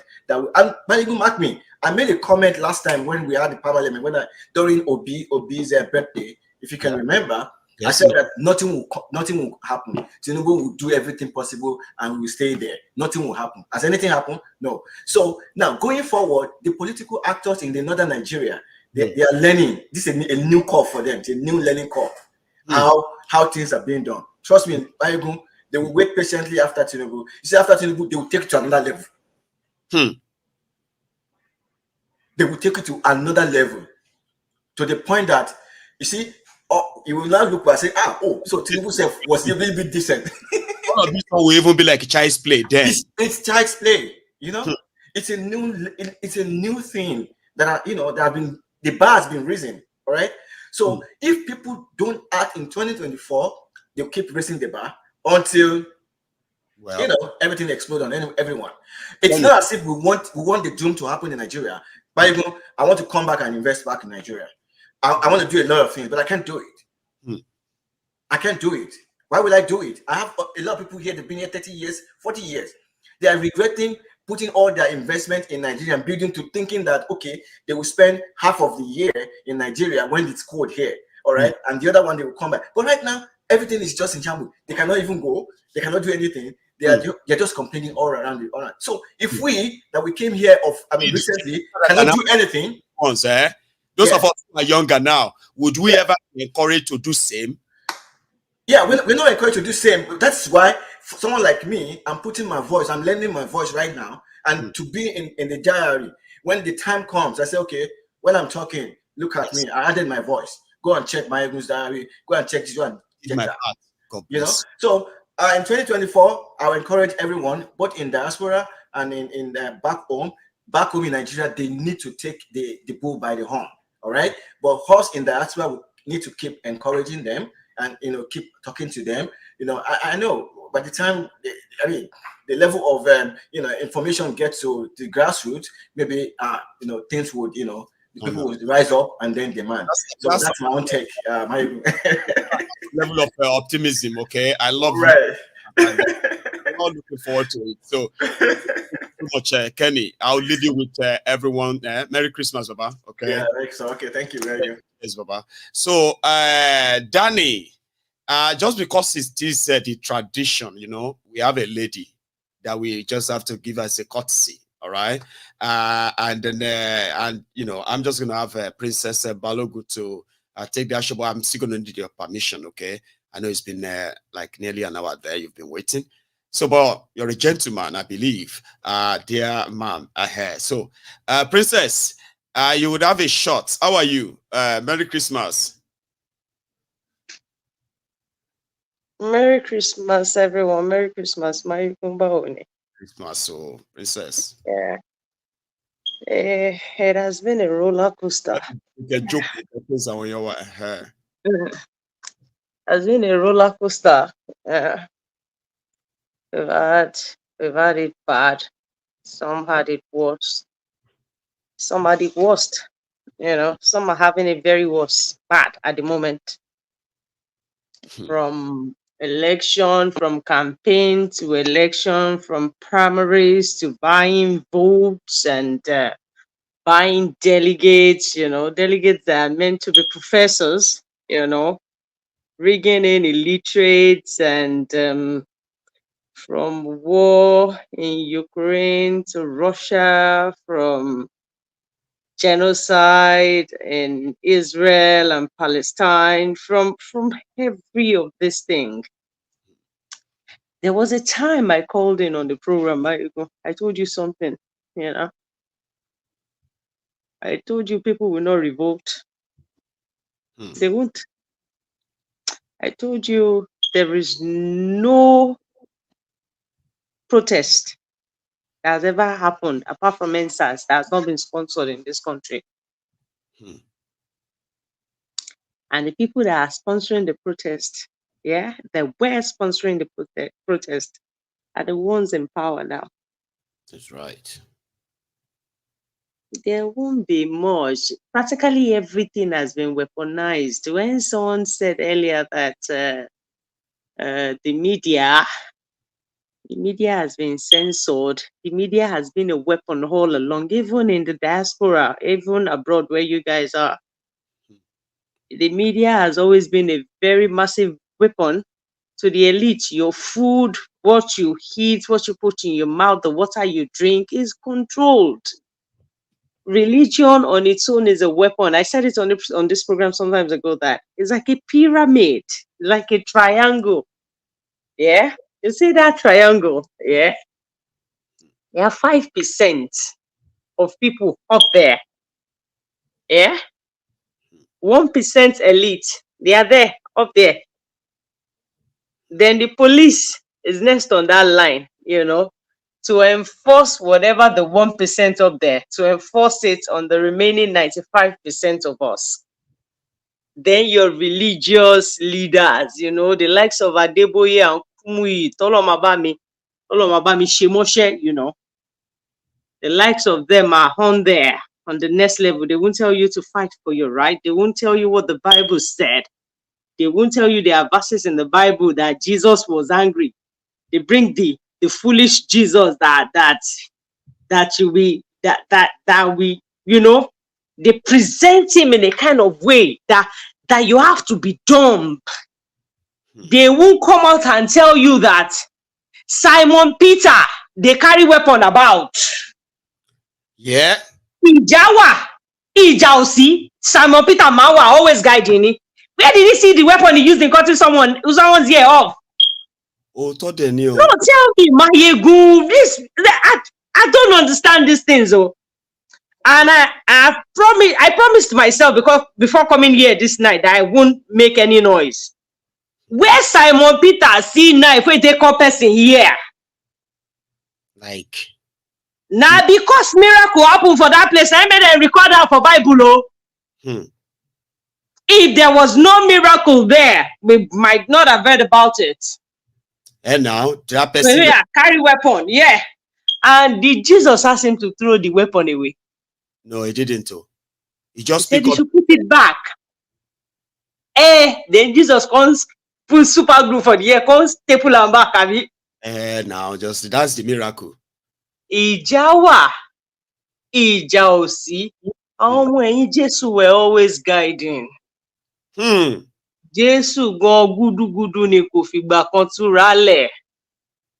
Eye ṣe bí wèrè, eye ṣe bí òmùgọ̀, Jésù ò kì í ṣàrìndìn. Let them preach the Jesus that would fight for the poor. They should preach the Jesus that would not allow you cheat the other person. They should talk about the Jesus that went to the temple and saw them doing something wrong, and he was so hungry and scattered everywhere. Right. Preach. Let them bring the violence Jesus. Let them bring them on board and see how people will react.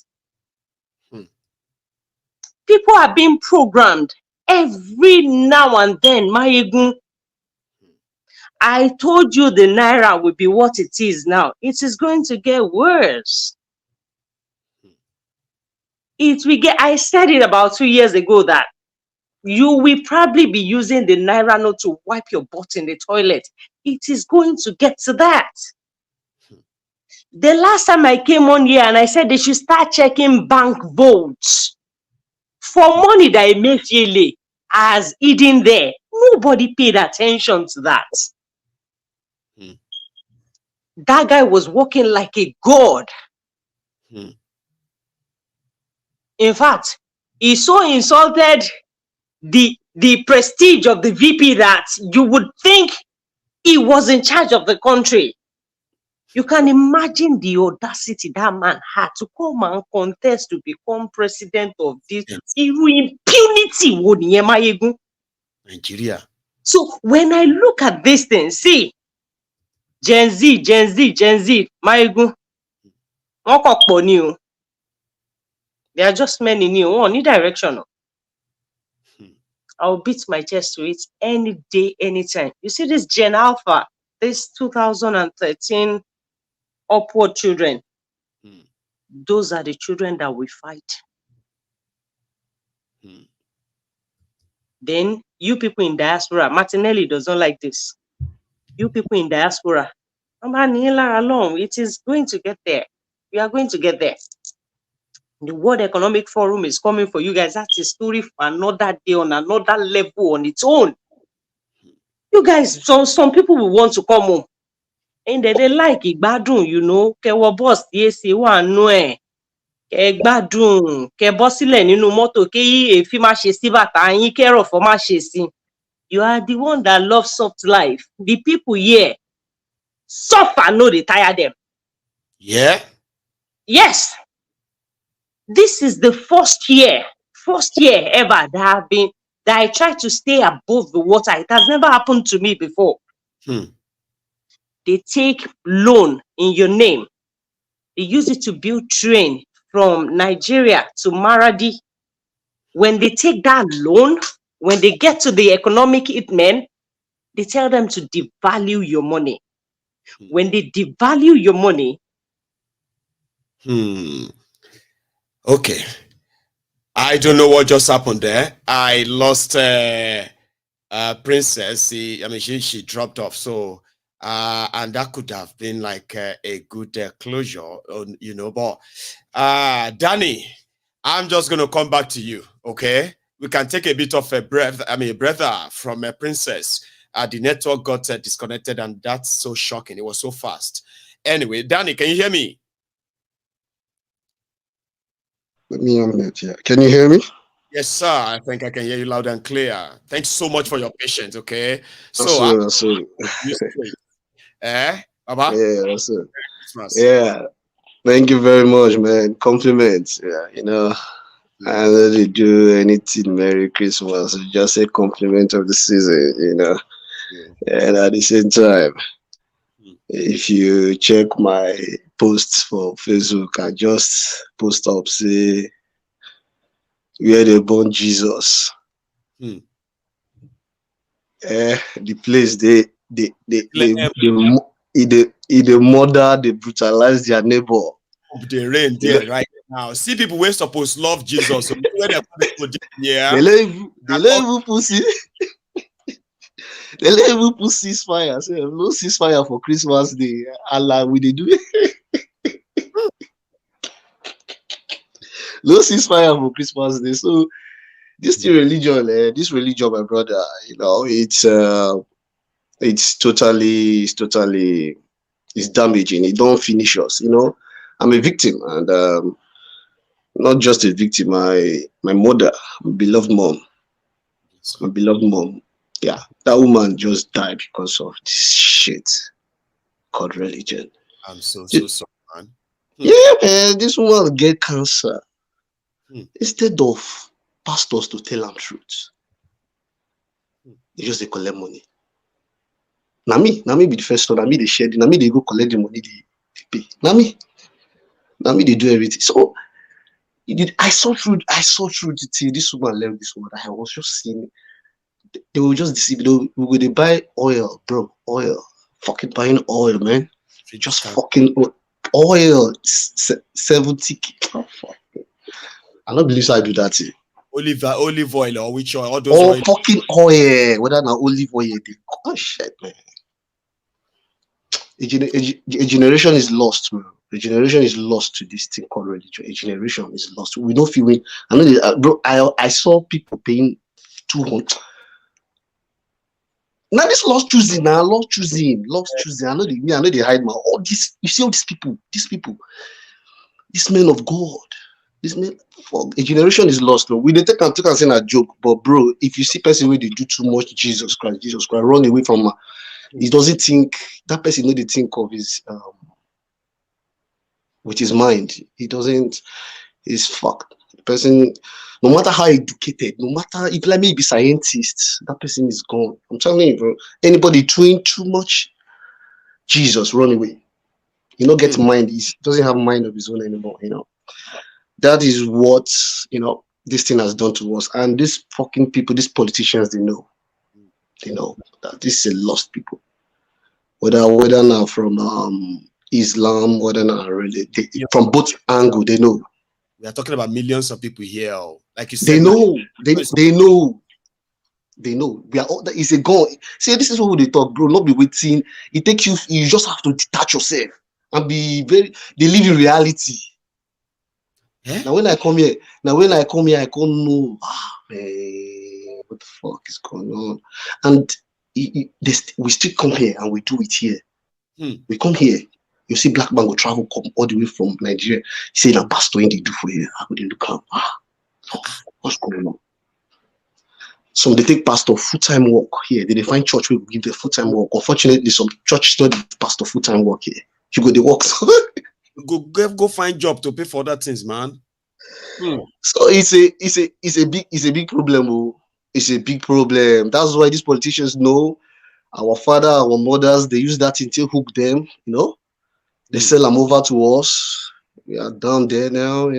So it takes you. You just have to find a way to you just like what you are doing. That would say, man, you are just a. I don't know how to put it. You are just a light. Like on the person will be they do what they do now. They can't. You are just a light, man. No other broadcaster,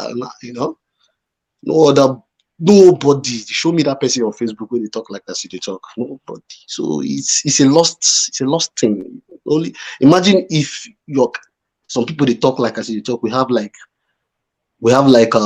10,000 of you talking like maybe we could go get there maybe in 50 years. But bro, as you talk, you are doing your best. But from what I have observed, is a lost generation, bro. No jokes. It takes a revolution of the mind. It takes a leader to come uproot this thing, just uproot them. A radical leader, not waiting all this one when they speak English, because English in itself is not our language. That shows you don't know yourself. You won't go to tell a Chinese man what to say. A Chinese man will not listen to you. You go see aboriginality in him, engrinded. African man, we know we are from Africa, blah, blah, but once we're outside that border, we don't know ourselves again. Even back home here, we don't know ourselves. So it's just something that you are doing a great job, bro. You're doing a great job, and I just want to say thank you about that experience, because thank you. There are so many of us that are walking about with so many trauma caused by Nigeria that if we are to open up alone, to even start the healing of what a lot of us have been told to hold to ourselves. Be a man. Just be a man. Forget about that. Be a man. Be strong. Us are living with those trauma everywhere. And Nigeria is creating more and more generation of those who are going to be living with the similar trauma. Something needs to break this circle, Baba. That's why we just can't stop. So, bro, there's a guy here. There's a guy on Facebook. They call him Matthias. This guy is always countering this bullshit called Christianity and religion or whatever they call it. And if you go under that page, you will see what young Nigerians are saying. Again, you're gonna say wahala day. These politicians, no. That's why if time reach, they will go meet Reverend Father. May he come talk to us. When time reach, they will go meet Reverend. You know, they will call the big shots. Or those ones will just drop 2 lines. You go be like, say, just like everybody go just comport like zombie streets. You know, look at it. We are supposed to immediately. Everybody know how that was the election was. You know, the election was we supposed to protest. A normal, even the weakest people will at least do something. And now at least shows. And yeah, I know say we don't. And then I know say or more. It's not don't finish. But I keep trying. I mean, every day at the counter, they keep staying. You know, just like as you're doing on my own little way. I keep talking, man. If I don't see, man, thank you very much, bro. Thank you very much. Thank you so much for being there with us, Baba. Thank you very much. You have a good one, okay? You too, bro. Thank you very much. You. Princess, I'm going to let you kind of take a bit of a breath, okay? Then I'm going to go to Safio there, and then I'll come back to you. Because a lot of people were so surprised that you just like a drop like that. Like, what happened? It should be the network. I know, it must be. It should be the network, Maiyegun. So this religion thing, see. Princess, sorry. I want to take a quick excuse from Safio so that maybe you can just use 2 minutes to round up and I can come back to him. So that I won't have to take longer. Yeah, please. Sorry, sir. Is that okay? Is granted. So, like I was saying, Maiyegun, yes, ma'am. There are so many things happening sporadically. Yeah, there is the Israel, whatever, Niger pastors, you know, Niger Mgari and all that shenanigans. Maiyegun, he said the last person said where they born Jesus. Where they born Jesus self no settle. Who tell you say they born Jesus there? See, wisdom is profitable to direct to the country that was created in 1947. These people in Israel, they were going to settle them in Kenya now. Now lion and those style. Maiyegun, do you know those Kenya people that are tall, that jump up like they are about to reach the sky? They didn't like the influx of the Europeans around that time. They were planning to settle. Now Kenya, these people, these mofos for the Dabaru now. But because God loved us so much, you know, it took them to where they took them to. You know, they dredged, they had to dredge River Jordan, you know, call themselves Israel, try to mold where they bury Jesus, made the Bible there.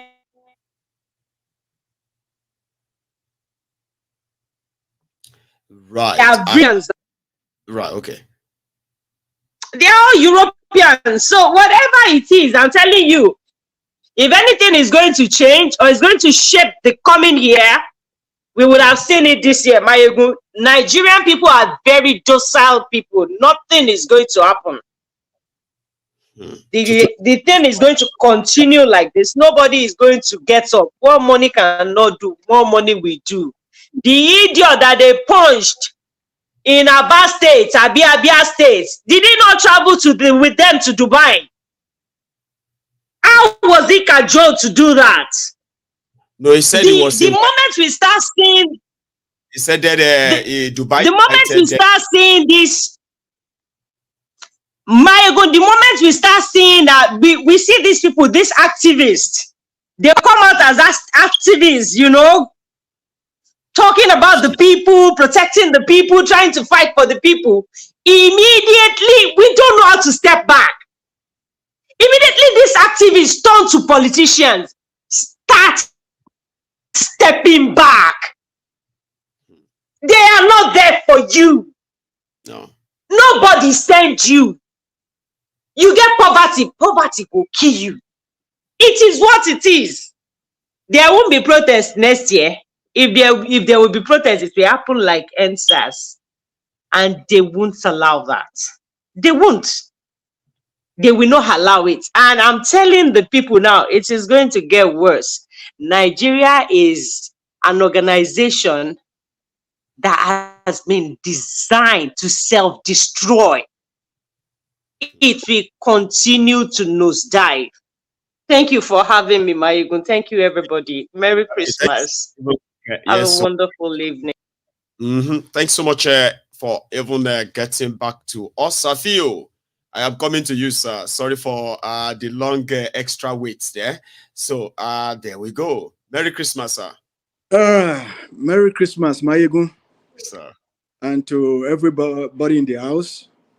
I'll use this opportunity to say, our princess, Ekujometao, I'm opportune to see your face again today. And I'm wishing everybody a prosperous new year by His grace. Maiyegun, Nigeria being what it is, if anybody is expecting any change for good in that country, we are all deceiving ourselves. We are deceiving ourselves. You know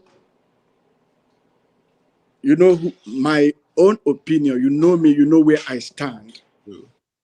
I keep saying it and I will continue to say it, that Nigeria, we are not one. And we can never be one. And if the earlier we realize that we are not one, the better for every one of us. If by tomorrow the Biafra nation is declared, apart from being an American, my second country will be Biafra.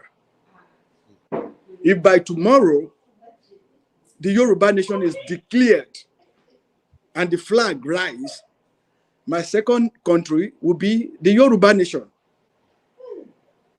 If we are expecting any good, any better things, any change, is it from these people?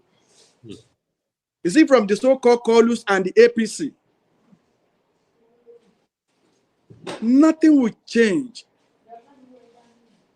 As per protest, who is going to protest? Who's going to anchor it? Is it somebody from the southern part of the country? Or from the north? Or from the southeast? By the time somebody from the southern part of the country, let's say from western part of the country, the western region, yes, northerners, don't let me even say the northerners. The northerners, the Hausas has been conquered already. When you want to talk now, you talk Fulanese. Let us not deceive ourselves. Fulanese. Because the Hausas, they don't have say anymore. The few of them are just trying to hide their faces. They don't want to die just like that. You remember what that lady, the lady from Southern Kaduna a while ago, remember what she said?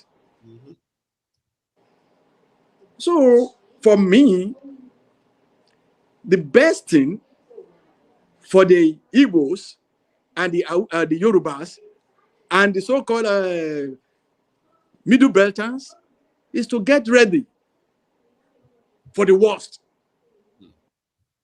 Because Yoruba says me oniwaku kolejo yele baba. That's right. And you see the Yorubas, I so much pity the Yorubas because we were so relaxed, we were so accommodating. Oh, Yorubas are this, we can accommodate this and accommodate that. Maiyegun, did you realize what is going on now? When our Obas is making the body bag man, the Kunta Kunte, Kaduna, El Rufai of Kaduna, Rufai, making him the greater, what's it called? Bobaniyi of Ijebu land, Ijebu kingdom. Bobaniyi of Ijebu kingdom. Yeah? Maiyegun. Genocidist. Before you know it, because yesterday, another Oba in Yoruba land in Oyo, Olufo, he left his own royal stool and he stood by it. Adeboye sat on it. I watched it live, Maiyegun. I was like, oh, we are getting there. See? Can Baba Adeboye travel down to Sokoto and sit on a Sokoto king, whatever they call him? Sultan of Sokoto. Can Baba Adeboye travel to Sokoto and sit on his chair, on his stool? Yeah. It never happened. Never, never. By 2024, you will see that Tunde was ever the Tunde that approved the change of the color of the naira. Tunde Sabiu that they are mentioning his name, so he will be arrested. What will happen, sir? Who is going to arrest him? Tunde Sabiu is going to become the how do I put it? The Olori Omore of Oyo land. So he's going to get his own chieftaincy too. Wow. They are coming in. Maiyegun, do you know how many Yorubas are married to Fulani today? Do you know how many Fulanis are bearing Yoruba name today? I have no idea, sir. There are many of them. So if we are saying, next year, this year, 2023, that is ending in a couple of days, a lot of things. Is it the Ababaku of Lagos State that you expected to change? Is it Mr. Pointer that you're expecting any good thing from? No. Maiyegun, it's been 10 years that I've not been to that country. It's been 10 solid years. Do I have the plan of going? Maiyegun, I told you now, I have a company of my own before I left that country. That country, Nigeria, is a joy killer. And in as much as we are still having that name on the map, Nigeria, nothing good will come out of it. Okay, we are talking about, they start talking about what's it called? Emefiele. Yeah. The investigator of Mr. Akolu. Emefiele was the CBN governor, right? But does it acted alone? Obviously not. Don't we have a president when Emefiele was a governor? Buhari came and said, oh, I prove it, this and that. So why are we not looking at the outside the circle?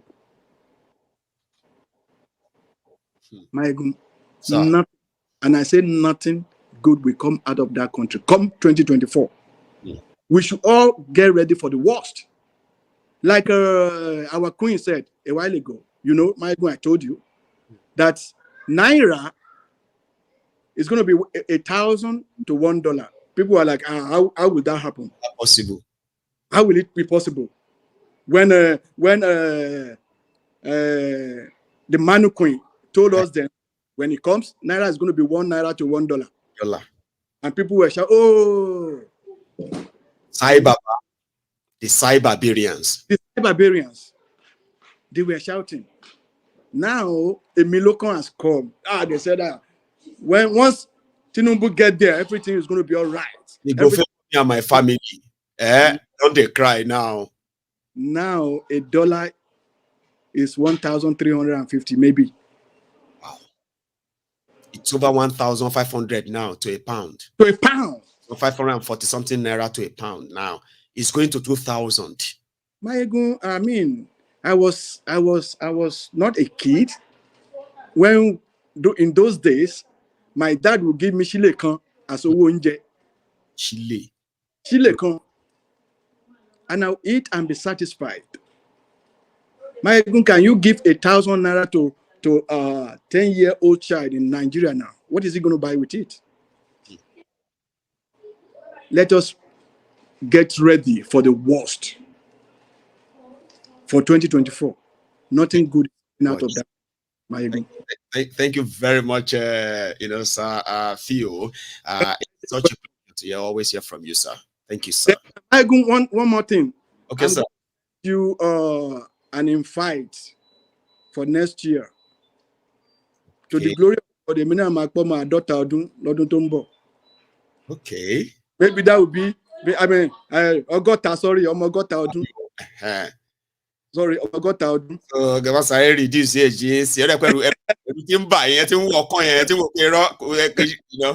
Maybe that would be an opportunity. I remember the last time you wanted to go to America and something happens, Yes. I'm going to send you an invitation letter. I will be so much, happy. Anyway, we will talk about that, right? We are the union now. We are the unionists. So now I just got an open invitation to the US again, and I will kind of work on it too. So thank you so much, sir. Thank you. I will talk. Merry Christmas, sir. So thank you so much, everyone. And if you are still here with us, indeed, you can always still join us. I still have some parliamentarians who are still with me tonight, and that means we still have a varieties. I even have a Dr. Agbede. Akinyemi Agbede is around. He's kind of been around all this while. I thought you were driving. I didn't know you actually parked. I would have had you all this while. So yeah, I am going to go to Saulu. Saulu Midi.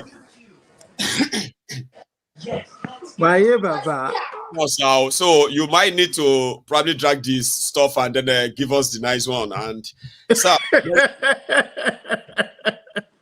okay, no, now. First time on your platform. Sir. I know me and you, we've had incidents, but I always value you, Jide. I always value your work. You know what happened is it kind of make it interesting, right? When we have somebody like yourself on, and you just give it the flavor we always wanted it to be. When somebody says, "Listen, guys, I have a different idea here now, and I want to share it." It's sort of nourishes the whole conversation, right? Yeah, so that's right.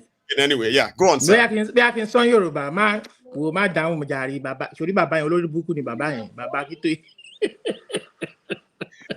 It's not Yoruba, Baba, Baba, So, okay, now to thank you for the opportunity, Maiyegun. You've been doing a great job. I've always loved your work right from the beginning of watching your show to start. And I mean, your platform is a great platform. It's giving people like us and many other ones to talk. Particularly why I came was because of the Southern Kaduna lady who came on to talk about her story. Sila. Yes, that's right. Sila, I was particularly very emotional when she was talking about.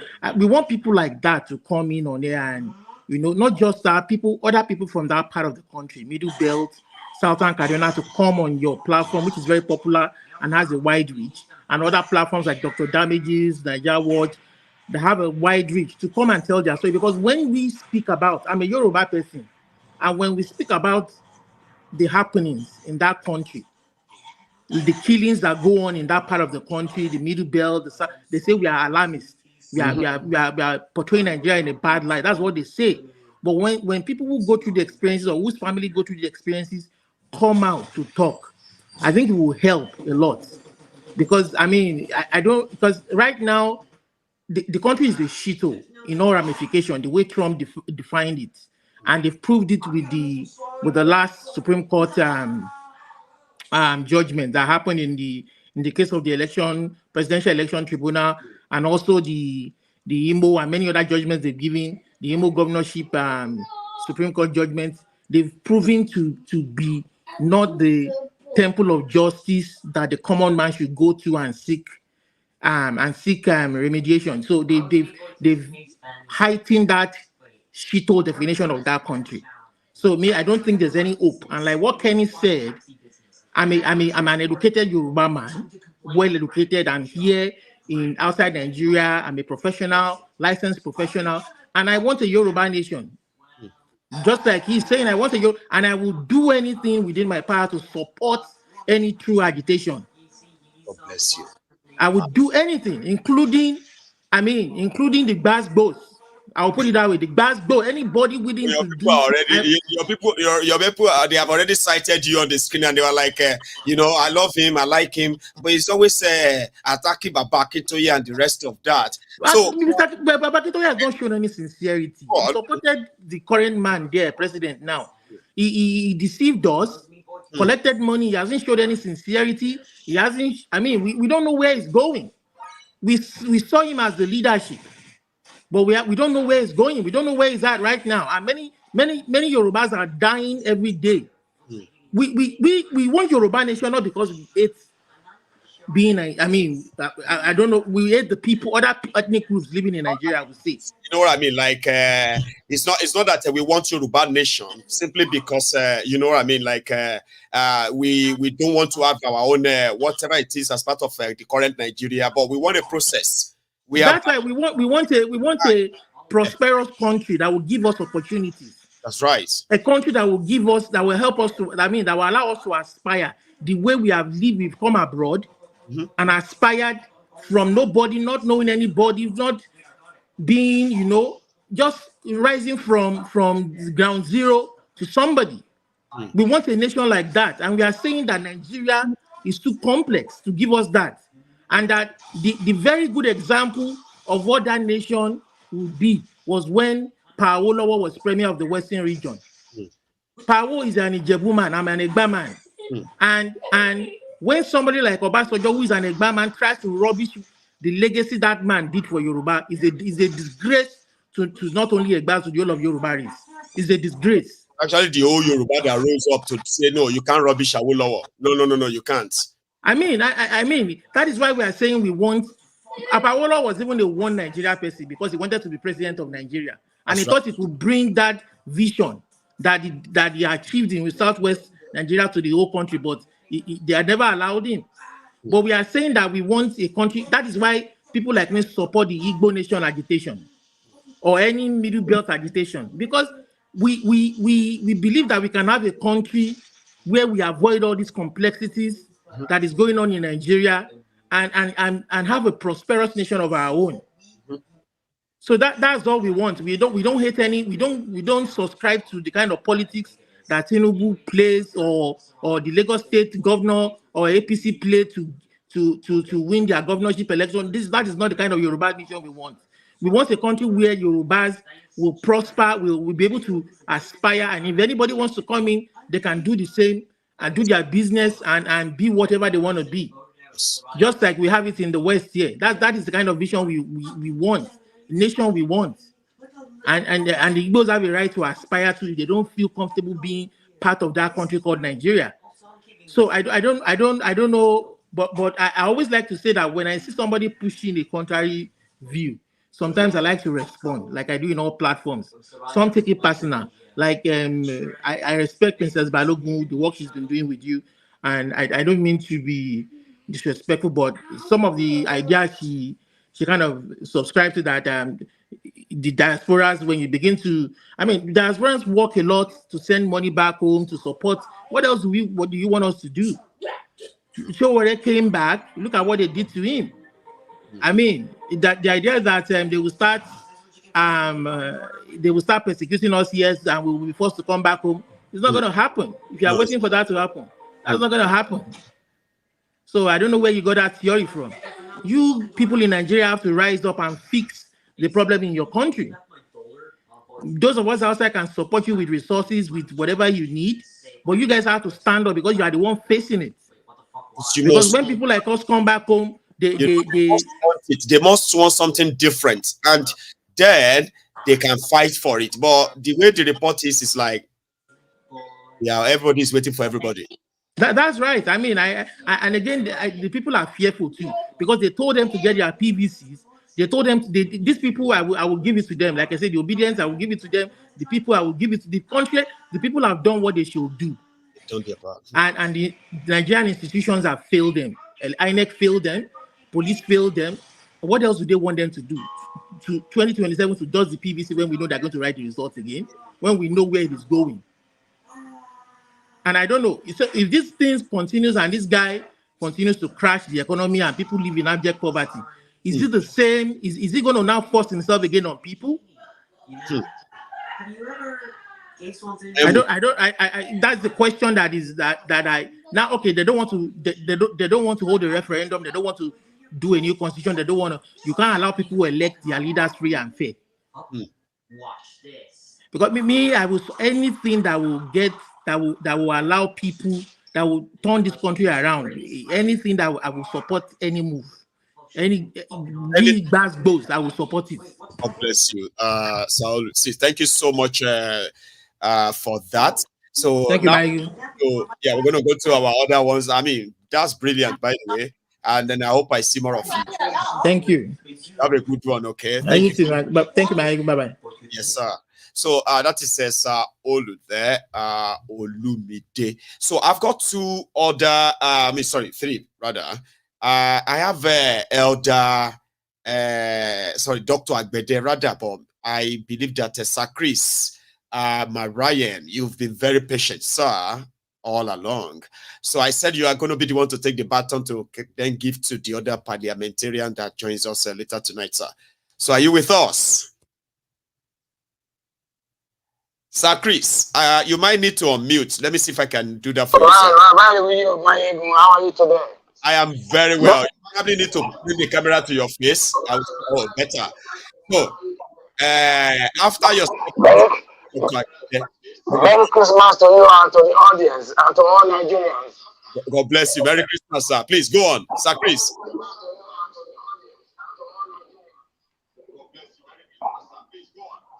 Yes, you see, to me, Nigerian problem is multifaceted. And we need a very strong state actor to correct the problem, and it's going to be a long shot. I'm saying this because first of all, right, we have to write that constitution. So you might need to continue speaking and ignore that echoing, because that's okay. I should ignore the echo, yeah, because the echo is trying to make me go on, sir. If you can even mute it, by the way, please do somehow. Okay, I'll do that. All right, I'm okay now. Yes, what I'm trying to say, right, we need a very strong state actor, right, to correct all the anomalies in that country. I don't want to them to the Christian or religious part of your discussion today, because I'm a Christian. I was born in the church. My name is Christopher, but for the past 40 years, I've never stepped my foot in a church because I saw the hypocrisy of all the Christian religions, so I can't be bothered with that shit. But coming to Nigeria now as a country, how we have progressed so far, I think the politicians have seen Nigeria as a jungle where it's got to be the survival of the fittest. Whatever Tinubu is doing today, right? Yeah, you can't blame him, because Tinubu sees himself as somebody in a jungle that has to defeat anybody, any animal that comes in way, eat them alive and conquer them and then take power. Yeah, but this what happened is that if we don't correct our, for example, let me tell you where Nigeria has got a big problem. For example, right, from the Delta region of Nigeria, where even in my village, there's oil well in my village, right? You know, that kind of a thing. I've never enjoyed any federal government. But when I was in secondary school years ago, because I'm 40-something, I was something years of age now. When I was years ago, when the oil, the Shell, BP and Shell used to manage the oil company in Nigeria, they used to give people from the riverine area scholarship to up to university level.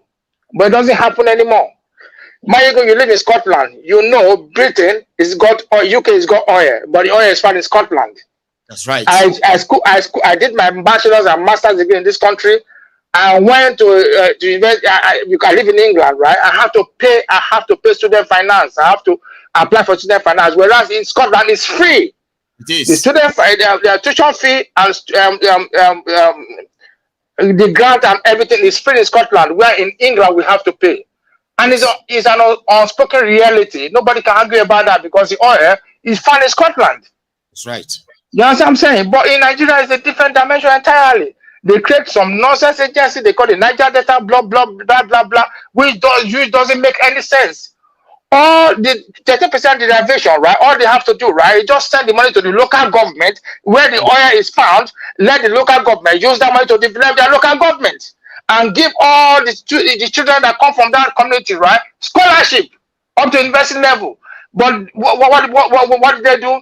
They created a system where they put their guys, somebody from the northern area is becoming Niger Delta, whatever director, where they share the money among themselves and nothing happens. Look at the oil communities today in Nigeria. They are the poorest in Nigeria. I can tell you, there's no more. Some communities in the oil producing area, right, they've not seen a motor car in their lives. In their life, they've never seen a motor car because there's no road to access those communities, and that's where the oil is found. So that's the problem. You see, Nigerian problem is, well, I say it's multifaceted. It's really multifaceted. It's not about religion. It's not about Christianity or whatever. It's about state actors manipulating the system. The only way to correct this system, we need a strong state actor to come out, like what happened in Ghana when Rollins came into power. You understand what I'm saying? Yeah, in Singapore as well. It happened in Singapore. We just need a strong state actor to come and just tell us the truth and eradicate all these anomalies. It doesn't make sense anymore. Implementation of the constitution to the letter. When the court says this, the court says that. When the constitution says this, constitution says that. When the government says this, the government says that. Look, for example, Buhari is bigger than Nigeria. Babangida is bigger than Nigeria. All the state actors in Nigeria today in the north, they are bigger than Nigeria. Have you ever imagined somebody stealing 80 billion naira and is walking free on the streets? Because it's from the Fulani ethnic stock. You understand what I'm saying? And the brother is an attorney general. Can you imagine that nonsense? Can that happen in the Western world? It can never happen. So what Nigeria needs, right, is a state actor that will come on strong and they get all this nonsense. Whatever we are discussing today, right? We are just deceiving ourselves. Whatever we discuss today, this, we just need that strong state actor that will come like a messiah and correct all these anomalies. This Nigeria can never work. Look, how do you get rid of the system we have today? You can't get rid of them because when they started this political this political dispensation, right, during 1990 or 1993 or whatever when they started it, right? Nobody know that it will work. The elite, the strong educated elites, right, who have ideas, right? They didn't bother because they said no. This one they go read when another person go enter, they go talk about know the election. They didn't know what. So all the 419 guys apply to be the governors and all this, and it worked. That was when Ukiwe went to the House of Assembly. Remember Ukiwe? He said all the people I've seen before. These are people are arrested before now. These people are criminals. So that's the problem. And how do you get rid of them today? You can't get rid of them. The House of Assembly is filled with criminals. And the only thing to change the country is the House of Assembly to change the law. And how would they change the law? Can they change the law to discover themselves? To disenfranchise themselves? No. So the only alternative for the youth, right, to protest and come out with listen, to come out to the public, to come out to the forum and withdraw all the candidates. Nobody has elected Nigeria that you can recall all the candidates that are elected. You can recall even Tinubu. You can recall Tinubu.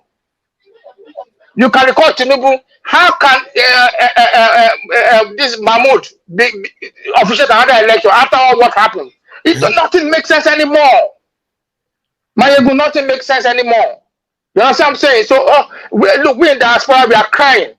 Today alone, I sent almost 500 pounds to Nigeria. I even have to give my tenants money again. I told you I gave them a bag of rice 2 days ago. I have to give them money again today. Lord, feeding tenants. Feeding tenants, because I'm not even telling them to pay rent now because I know they can't pay it. They can't afford it. They can't afford the rent because everything is turned upside down. When they sell a chicken, a fowl, or what they call it in Nigeria, is it a fowl or a chicken, right? For 3,000, 12,000 naira. So people opted for meat instead of chicken. They opted for meat. You understand? The country is turned upside down, and people will keep on defending Buhari, defending Tinubu, and start blaming everybody. I think the system is skewed, to fail. And the only way to correct the system, right? I think we need the opposition to appoint this state actor Peter Obi, but it's very unfortunate. You understand? I'm saying that he did. I know he won the election, but it wasn't destined to rule Nigeria. You understand? I'm saying it wasn't destined to rule Nigeria. So it's very unfortunate, and there's nothing you can do about it. Tinubu is going to do. He's going to go for another 8 years. Nothing Nigerians can do about that because the House of Assembly is loaded with his people. And there's nothing we can do about it because Tinubu he said it before that he threw money at him. He went to your state, told the king, right? Listen, I'm richer than your state. I'm richer than your state. And he said it before that if you throw money at anything, it will work. Yes, all the time he went, look, he just went to Lagos, right? All the crowds you see at the airport, right? They're all rented. All the crowds are rented. You know what I'm saying? So Nigeria, we are in a dire strait. You know what I'm saying now? And I don't know how we can correct this, normalize this situation. I think we are in for a hard time. I don't know what to do. Sometimes I cry in my house. I understand. I cry for Nigeria. I want to say thank you so much, Sir Chris. You see, the enlightenment that you have even given to us tonight is also part of what we are doing, okay? Except nothing is going to change. But we believe that when people knows, maybe they will act. Abi, but we'll see how that goes. So thank you so much. Thank you, Maiyegun. Okay. Merry Christmas to you and your family. And to all Nigerians in diaspora. I weep for Nigeria. I weep for you, man. I'm weeping myself. We'll be there. Indeed. So, my brother, sir, Siko, how do you pronounce that? Well, I'm coming to you, okay? Just stay there for me for a second, okay? I'm going to go quickly to Dr. Agbede. He always comes with a memo. So therefore, it won't really stay longer. Then you and I can possibly close the program tonight. I do have another 2 people. I'm so scared to bring them on because of time. I'll stick to Dr. Agbede, sir. Can you, let me unmute you, sir. Let's see if I can do it. Okay, yeah. Speak on, sir. Doctor. Okay. Maiyegun, Merry Christmas. God bless you. God bless you. And the Temple of Truth family. God bless you. God bless you. Now, let me first of all thank Bola Ahmed Tinubu for successfully pocketed all the 200 million Nigerians. Because last year at Abeokuta, he said it, Emilokon, because in that untouchable group, they want to do hanky-panky for him. That was why he cried out. So no, Emilokon. And today, he has successfully realized his dream, his long-time dream, because he has said before that his dream is to become the president of Nigeria. So he has done that by pocketed all the 200 million people of Nigeria, which I can call them fools, F-O-O-L, fools. They're fools. Okay, look at number 1. When I say fools, look at Emefiele. Emefiele, he's just a servant. Everything he has done it. Is an instruction, directive from his boss, which was Buhari. Today, Buhari is working free. So they've already orchestrated that thing that they will take Emefiele because Nigeria they are fools and they take Emefiele and the principal Buhari is working free. See, this is not good at all. So, and today again, Ungiri Ugeleli was saying that Nigeria should be good ambassador. the boy, that boy is a very stupid boy. Your principal, Bola Ahmed Tinubu, is he a good ambassador to Nigerians? No, capital no. What he has done, that thing is still under investigation. How can 2 people be using one social security number? what Tinubu has done. America is not like Nigeria, and nobody's about the law here in America. So they are fishing. In fact, that thing, FBI, they're doing that something. I'm telling you, when they come out with all the facts now, with everything, Parliament, is not a good ambassador. No, it's not a good ambassador. So that was another thing. Now,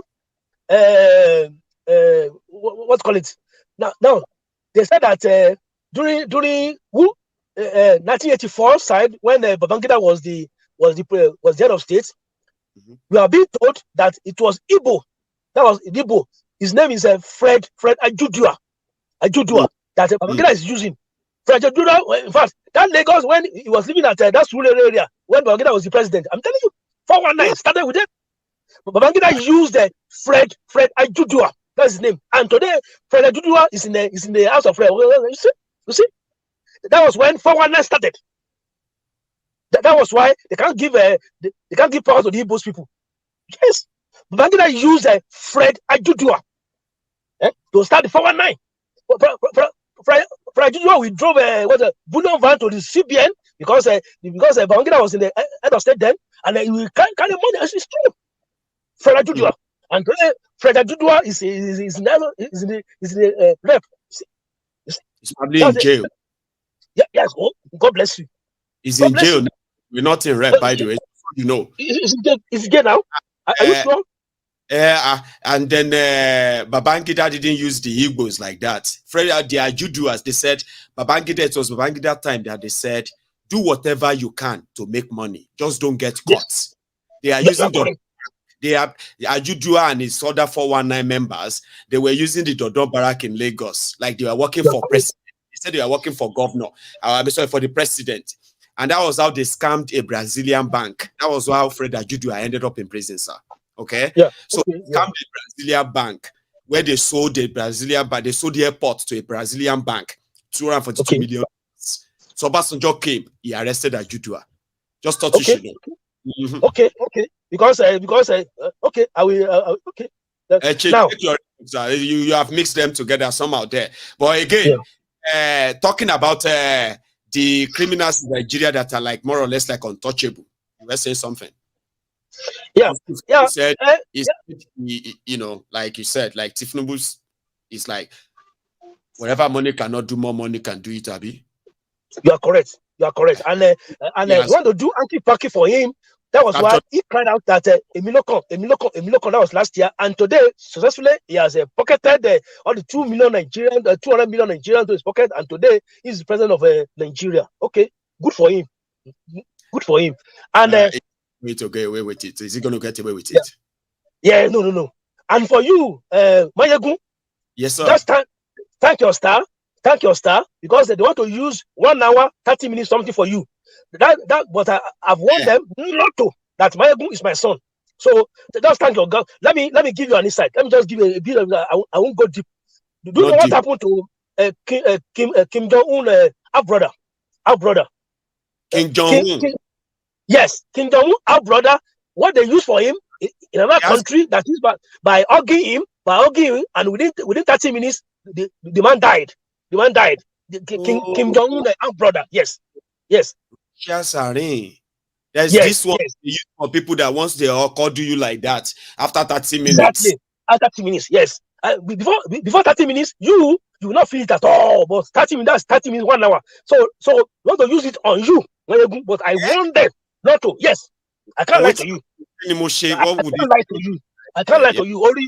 Only Mama Echi, no. Maiyegun is my son. Don't try it. So Maiyegun, please don't brush it aside. Just be careful. Anybody you don't know, don't let them argue. Don't let them argue. Yeah. God bless you. That's what I say for now. Thank you so much, Dr. Agbede. I didn't know that you have changed your name to the Nigerian American Genius. I thought we wanted to keep that as a CIA thing. So you have declassified, sir. No, that one. Don't worry for that. Don't worry. Everything's good. Classified that one. Okay, I thought it's something that we did. That one very classified. Don't worry. All of that is classified. But don't let anybody that you don't know argue, and want your wife not to compromise. I don't know her, not to anybody that is very near you, not to compromise. Please, No, not to, be very cautious. Be very cautious. God bless you, Maiyegun. Merry Christmas. Merry Christmas to you too, Dr. Agbede.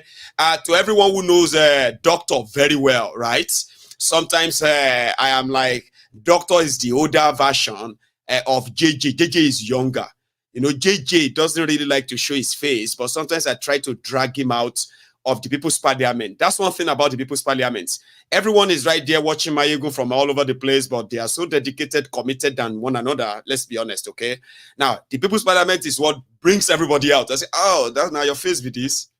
The face behind that voice. So Doctor is one of them. He was not supposed to show all of you his full name by the means of his work. He's meant to be classified, but it seems that they've classified some certain things. Now you can know him better, not just his face. I mean, his face. Thank you. I have my last parliamentarian. I am not taking anybody in again, so I'm just going to spend the rest of the evening with you. Dear brother, I said, how do I pronounce this? Is this Sekou Kelly? Yes, sir. It's Sekou Kelly. Yes, I know. It's. I know it's not Nigerian. Yes, but it is West African. However, absolutely. I want to be so sure that I am pronouncing it very well. Brother, how are you? I'm doing very well. Thank you for allowing me into your podcast tonight. You call it the People Parliament. Yeah, that's very interesting.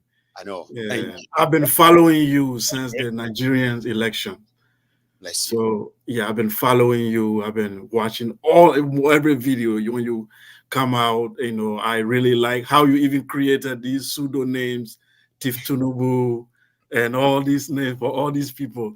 It was so very interesting. I also admire your intelligence, the way you analyze issue. I'm a Pan-Africanist, so I really love when I see brilliant Africans making analysis on things that affect their country. So that's why I've been following you. I try calling in, and it's very difficult to get in. So tonight, when you have this StreamYard link, I'm like, okay, this is my opportunity. And I'm so lucky to be the last person to speak as well. Thank you so much. I'm happy to be here. Yes. Yeah. So I may not be a Nigerian, but I'm not a stranger to Nigeria. Let me first of all give a background of who I am so people understand what I'm going to say and why I'm saying it. I immigrated to Nigeria in the year 2000. I was 15 years old. Obasanjo just took over in 1999, a year after I arrived.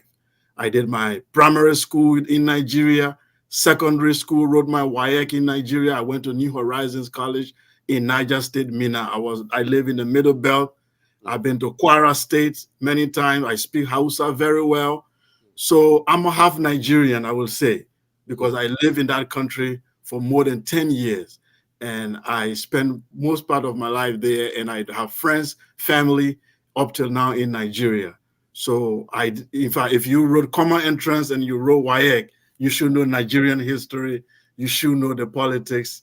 And me being a Pan-Africanist, I have followed through most of the political activities in Nigeria. So that's what gave me, just to give you a background of who I am, so that I will be able to make analysis on the ongoing issues in Nigeria. Thank you very much. Please. Yeah. So I tried learning Yoruba, but I did not. I speak Hausa perfectly, because when you live in the north, Hausa is the common language there. So next to it, because I live in the Middle Belt, close to Kwara State, so you have Yoruba language, but the Kwara people, sometimes some of them speak Hausa as well. So my Yoruba is not good. So what I want to speak here tonight, Maiyegun, the issue of Nigeria. I'm from Liberia, by the way. The name of my country is Liberia. And if you know Liberia, Nigeria helped us in the 90s when we had civil war in our country.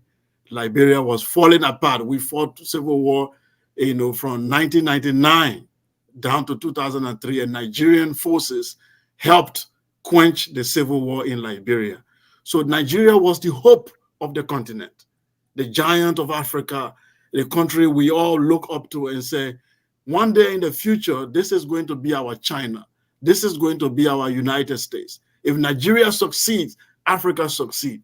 Every African, especially if you live in West Africa area, I'm not talking about regular people or people who really analyze issue, you will know that Nigeria was the hope of the continent. But unfortunately, in the last 10 years, we've seen Nigeria going down the drain. We've seen Nigeria promising future now becoming dashed, and we've seen that it seems that there's no hope. So when people are making a lot of analysis, I come in and tell them that this is my own understanding.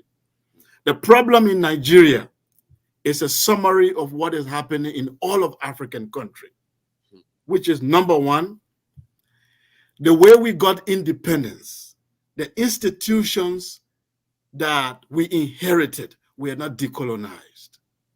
It's like the colonial masters made a deal with people we call freedom fighters, and they replaced them. They just replaced the white Oyibo with our black brother who continue the colonial legacy. And I will give you an example. Your police is a typical colonial police. During the colonial era, the police was meant to protect the colonial elite. The police was there to beat up the people, subdue them, and terrorize them to protect the colonial masters. That's what the African police do now. That's what the Nigerian police does. The elite of the colonial era, they were bourgeoisie who lived in Africa, but then their real home is London. Their hospital is Paris. When the colonial masters get sick, they take them to Lisbon, they take them to Paris, they take them abroad to go to get treated in the what they call the metropole. And the Africa was the farm, was the place they work, was where is where you extract the natural resources. The London is where you go to enjoy it. Our elite are following the same pattern. The educational institutions were designed to make the colonial masters to look like saviors and tell the people who have been exploited to appear as if they are being indebted. They have to be grateful to the colonial masters for giving them education. Why that education was actually a miseducation. If you watch our education today, it followed the same pattern. The religion was created to pacify the public in order for them not to stage a revolution. The colonialists were in bed with the religious masters. They tell the people to come down. In fact, our traditional rulers, some of them were compromised. Those of them who refused to compromise were removed from their throne. If you compromise with the colonial system, then you remain on your throne. Today is the same thing. Our traditional leader have to compromise with the men in Abuja, the unknown forces in Abuja, in the capital. They have to connive with them to destroy your destiny. Now, all I'm saying here is that the colonial system continues, but it has just changed face. It just have a black face on it. So I say this to tell you, when people say, let's divide Nigeria, let's break up the country, let's have a Yoruba nation, let's have a Igbo nation. As a Pan-Africanist, I'm sad because our philosophy was to create a black United States of Africa. So when we see now that a country like Nigeria cannot survive, that means that our theory has been debunked. But here is what we tell people. It doesn't matter if you divide Nigeria today into 7 countries. The same elite who are in bed with London, who are in bed with these forces in Europe, they will be the same elite who will take over this country. Example, South Sudan and Sudan. Did South Sudan become better after they broke out from Sudan? I don't think so. Many countries are breaking up in Africa after independence, but it was the same elite who were transported to those new countries. The main people who wanted actual freedom were killed, were removed. Those who wanted real transformation were replaced with the bourgeoisie. Then the second thing I want to say, the forces, the internal forces that are working in African countries are against the people. If you look at Nigeria very well today, you can determine the future of Nigeria by looking at the forces that are controlling Nigeria. What are these internal forces? One, the religious group. I grew up in northern Nigeria. I went to school there. I was born a Muslim. I studied the Quran. I went to, if you have been to Niger State, Mina, if you know the institution called RET, Islamic Education Trust in Mina, controlled by Sheikh Ahmed Lemu. Those are the people that brought me up. They gave me scholarship. I went to that school in New Horizons College. I graduated there. I learned the Quran. I was a Muslim until I started traveling, and I decided to put religion aside. What I saw in northern Nigeria is that these people were colonized twice. They were first colonized by the Sokoto Caliphate through the Islamic Revolution.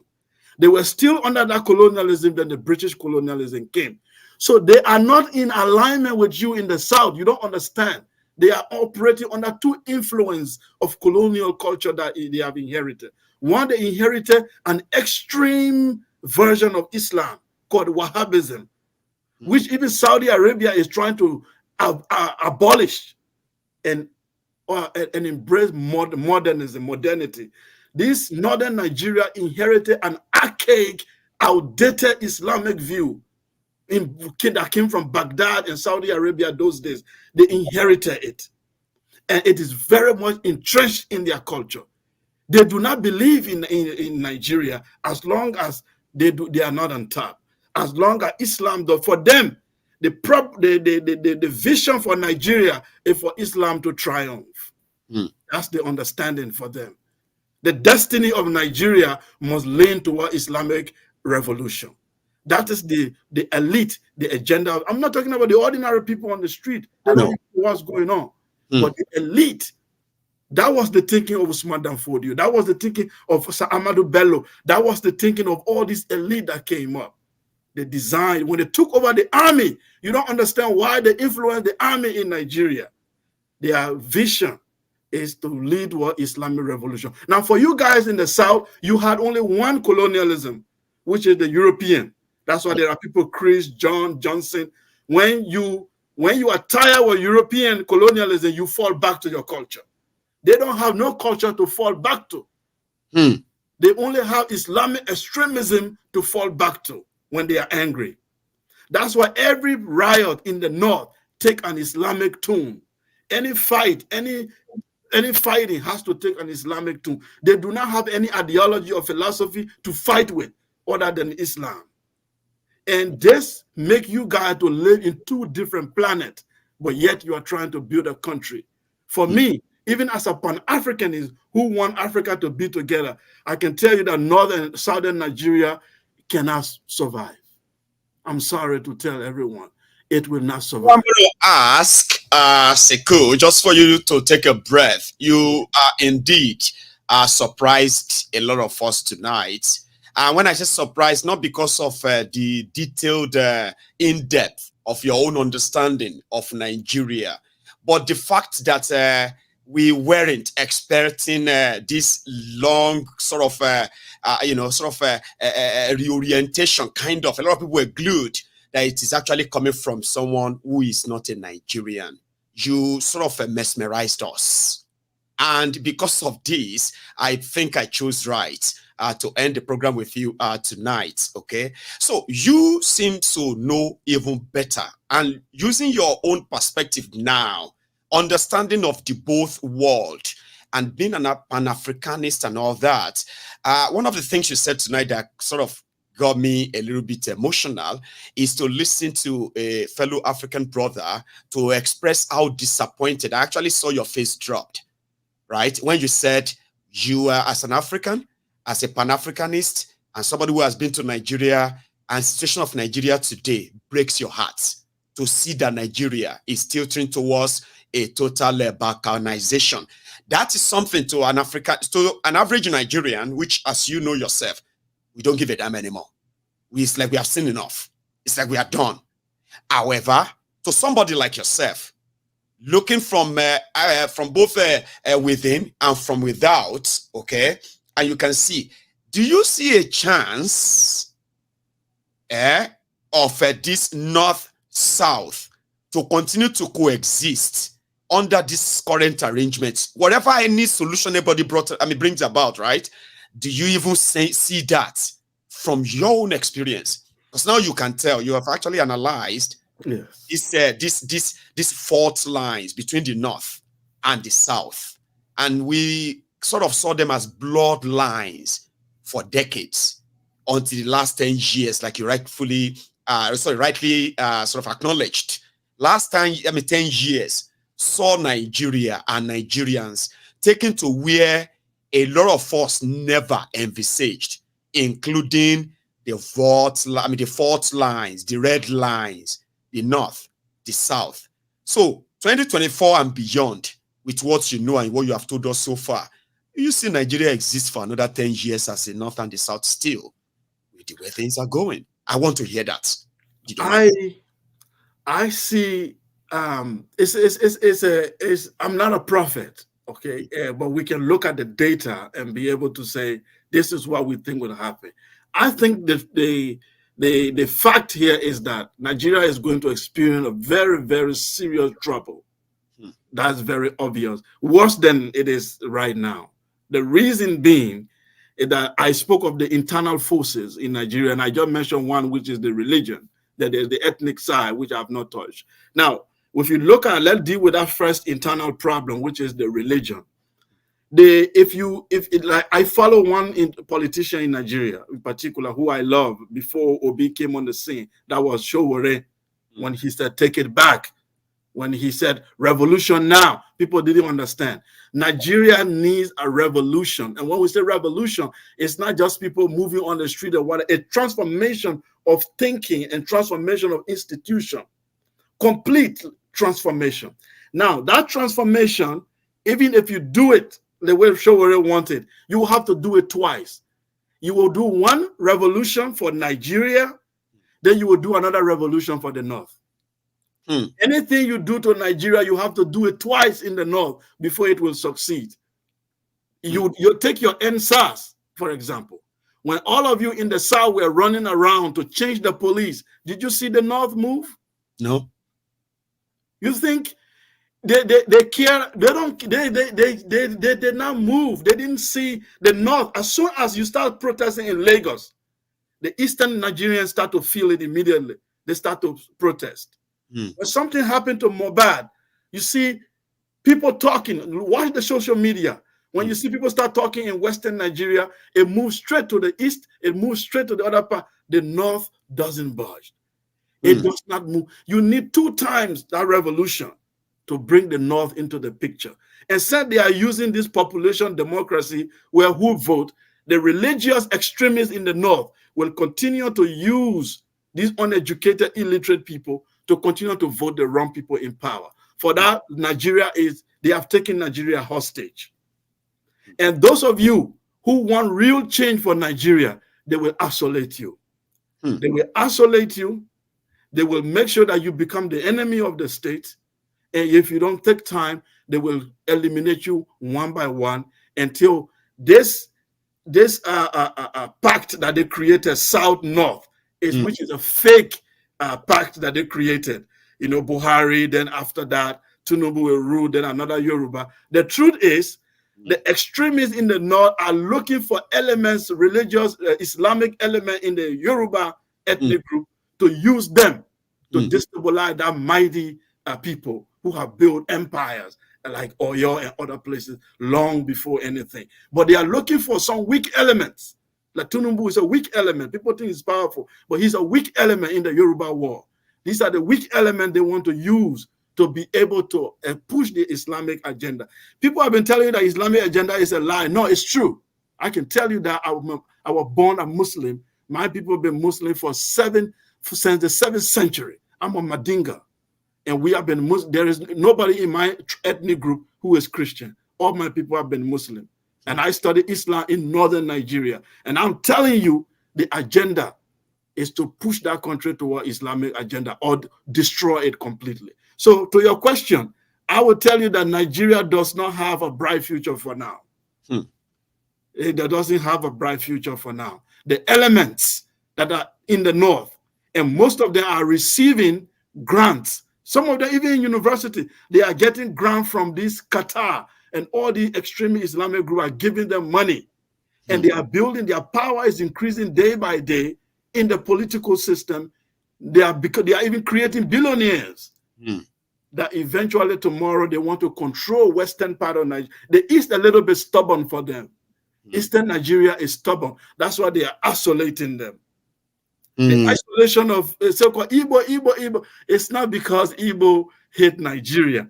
Igbos are the most Nigerian than any Nigerian. They are every part of Nigeria you find them. They have their own problem for sure, like every African group.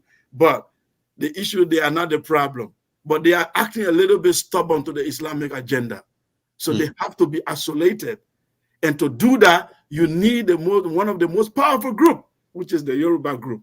If you don't use Yoruba, you can't succeed. And the Yoruba group is very educated. So what do? You look for the weak one among them, which is the Islamized ones, and play on their religious sentiment. And then you destabilize the country.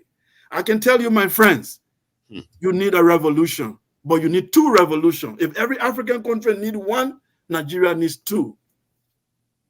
And we are all ears tonight. Sekou. Honestly speaking, it's such a pleasure to really have you with us tonight.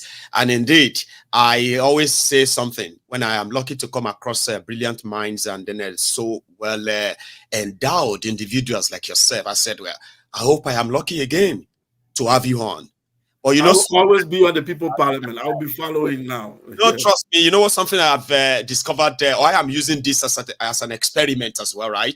2024 is going to have a proper sort of a well-organized studio than this. And people like yourself, we would love to keep you on a retainer where you can always chip in, where you can speak to a demography of different part of the audience who needs to know things from all the wider perspectives and all that. So I hope I am lucky again to still speak to you again. Thank you so much for tonight. You stay safe, right? And you have a good one, sir. Got some blessings there. I didn't see that coming, but I had something in me telling me that this one on my screen is special, starting with the name. You see, when I see other African brothers, right, they will present themselves as a Pan-Africanist. You see, the way they see Nigeria, and what Nigeria has finally turned out to be, they are watching with so much disappointment. You have no idea, okay? And when I see them come on here, I just feel like something is about to happen. I'm going to enjoy this, especially if this individual is really, really vast in African politics or Nigerian political situation as well. But look at that. It was just like a diamond in the rough. I love that, and I hope I would be lucky again to have somebody like that speak to us and speak their mind from different perspectives and all that. It is going to further enrich this platform. And I'm grateful to all of you, all of us, for what we have managed to create here, right? A community that indeed we might not know those who are plugging in and sharing their evening, days and all that with us. But now you should indeed probably know that it is a rich platform when you are having a political conversation that you are kind of lost, no idea of what this old nonsense is all about in Nigeria. All right? No matter how sort of slow your mind is when it comes to all this political stuff, come on to MaiyegunsDiary Politico, right? It's just a matter of time. You will never regret staying back to watch, just like it is tonight. So People's Parliament is not always so busy. And that is why I encourage people to join early instead of joining late because of timing and all that. But tomorrow is another day, okay? We will take it on from there. And I hope our 2023 this is going to be the last 2023 People's Parliament, which means we might likely have one in January or as soon as we can, of course, in January. So thank you so much, everyone. I will see you tomorrow. And until then, just take it easy, okay?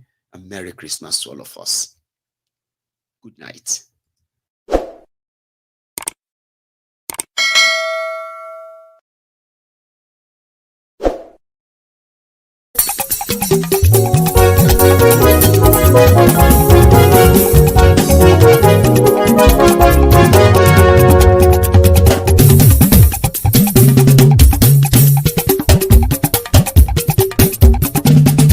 Maiyegun làwa mọ̀ làmọ̀ tó dòdòdò. Maiyegun Diary, Maiyegun #1. Maiyegun làwa mọ̀ làmọ̀ tó dòdòdò.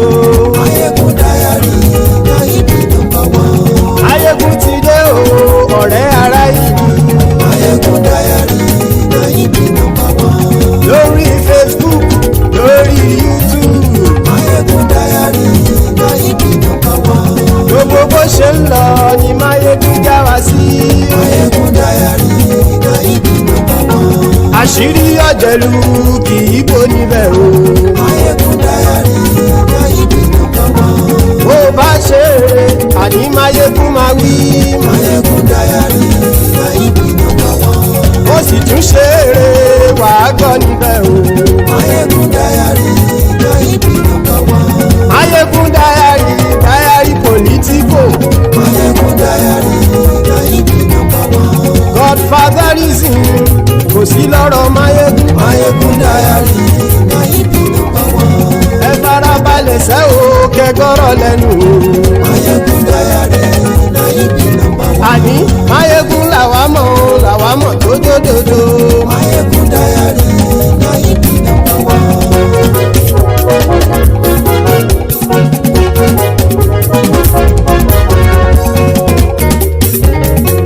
Àní ẹ̀sùn ràkì. Maiyegun ti dé. Maiyegun ti dé. Ọ̀jẹ̀lú ẹ̀sùn ràkì. Maiyegun ti dé. Àní ẹ̀sùn ràkì. Maiyegun ti dé. Lórí Facebook. Maiyegun ti dé. Àní ẹ̀sùn ràkì. Maiyegun ti dé. Lórí YouTube. Maiyegun ti dé. Àní ẹ̀sùn ràkì. Maiyegun ti dé. Bọ́ bàbá gbé wúrẹ́. Maiyegun máa wí. Àní ẹ̀sùn ràkì. Maiyegun ti dé. Ijó ìgbádìyẹ. Maiyegun máa wí. Àní ẹ̀sùn ràkì. Maiyegun ti dé. Presido bá rúfin o. Maiyegun máa wí. Àní ẹ̀sùn ràkì. Maiyegun ti dé. Kí gómìnà kówó jẹ. Maiyegun máa wí. Àní ẹ̀sùn ràkì. Maiyegun ti dé. Ọlọ́pàá ti ń darí bá. Maiyegun máa wí. Àní ẹ̀sùn ràkì. Maiyegun ti dé. Aṣòfin ti ń rúfin o. Maiyegun máa wí. Àní ẹ̀sùn ràkì. Maiyegun ti dé. Òpùrọ́ olóṣèlú. Maiyegun máa wí. Àní ẹ̀sùn ràkì. Maiyegun ti dé. Ọ̀jẹ̀lú ẹ̀sùn ràkì. Maiyegun ti dé. Àní ẹ̀sùn ràkì. Maiyegun ti dé.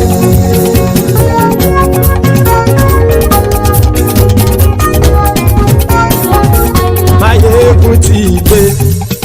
Gbogbo ọ̀jẹ̀lú ẹ̀sùn ràkì. Maiyegun ti dé. Gbogbo ọ̀jẹ̀lú ẹ̀sùn ràkì. Ṣùgbọ́n ní bá ti ṣe èyí tó yẹ kí wọ́n ṣe, ọmọ bá dèrò ní fi wọ́n níran o. Maiyegun ti dé. Gbogbo ọ̀jẹ̀lú ẹ̀sùn ràkì. Maiyegun ti dé. Gbogbo ọ̀jẹ̀lú ẹ̀sùn ràkì. Ṣùgbọ́n ní bá ti ṣe èyí tó yẹ kí wọ́n ṣe, ọmọ bá dèrò ní fi wọ́n níran. Wọ́n fowó bẹ́ẹ̀ o, Maiyegun ó sọ pé wọ́n ò bẹ́ẹ̀. Wọ́n fowó bẹ́ẹ̀, Maiyegun ó sọ pé wọ́n ò bẹ́ẹ̀. Oníkan ṣáàtì ṣe èyí tó yẹ kí wọ́n ṣe, fáwọn ará ìlú tó gbé wọn débẹ̀ o. Maiyegun ti dé. Gbogbo ọ̀jẹ̀lú ẹ̀sùn ràkì. Maiyegun ti dé. Gbogbo ọ̀jẹ̀lú ẹ̀sùn ràkì. Ṣùgbọ́n ní má ti ṣe yìí tó yẹ kí wọ́n ṣe, ọmọ bá dẹ́rọ̀ òní fi wọ́n níran. Kì máa yí ṣeré, ọ̀rọ̀ yìí kì í ṣẹ̀fẹ̀. Kì máa yí ṣeré, ọ̀rọ̀ yìí kì í ṣẹ̀fẹ̀. Ẹni bá ti lè lẹ́bọ̀ lẹ́rù o, ọmọ bá dèrò kàṣà ìtú wọn síta. Maiyegun ti dé. Gbogbo ọ̀jẹ̀lú ẹ̀sùn ràkì. Maiyegun ti dé. Gbogbo ọ̀jẹ̀lú ẹ̀sùn ràkì. Ṣùgbọ́n ṣùgbọ́n ní bá ti ṣe yìí tó yẹ kí wọ́n ṣe ọmọ bá dẹ́rọ̀ ò ní fi wọ́n níran. tẹnitẹni ọmọ Máyégún ọ̀rẹ́ ara ìlú mọ̀mọ́ ni mo fọlọ́run ṣọ́ ẹ̀ bá kìlẹ́bù lóòótọ́ olódodo ìlú ọ̀tá ìlú mọ̀mọ́ ni ìwọ ṣá máa ń ṣọ́ra kò sì mọ́ bẹ̀rù bọ́tà ń lè rí bóníṣègùn lé káwọn mọ̀mọ́ fi ṣera wọn ni ó ti dẹrùn tí wọn ò gbọ́dọ̀ sì mọ́bẹ̀. èèpo ọ̀gọ̀ lọmọ bá dérò tàjẹ́ ò gbọ́dọ̀ jẹ́ ó ti dọba lórí àbínú ẹni kò sì mọ́ bùyà àìsíwọ́lu ní ẹnìkẹ́ ìgbódì ẹyin lábàrá o ó kó ẹni tó bá dán o àkàmù Máyégún ti dé gbogbo ọ̀jẹ̀lúwẹ̀ túnra kì Máyégún ti dé gbogbo ọ̀jẹ̀lúwẹ̀ túnra kì o ẹ̀yin bá ti ṣe yìí tó yẹ kí wọ́n ṣe ọmọ bá dèrò òní fi wọ́n níran o. Máyégún ti dé gbogbo ọ̀jẹ̀lúwẹ̀ túnra kì Máyégún ti dé gbogbo ọ̀jẹ̀lúwẹ̀ túnra kì ṣùgbọ́n ní bá ti ṣe yìí tó yẹ kí wọ́n ṣe ọmọ bá dẹ́rọ̀ ò ní fi wọ́n níran.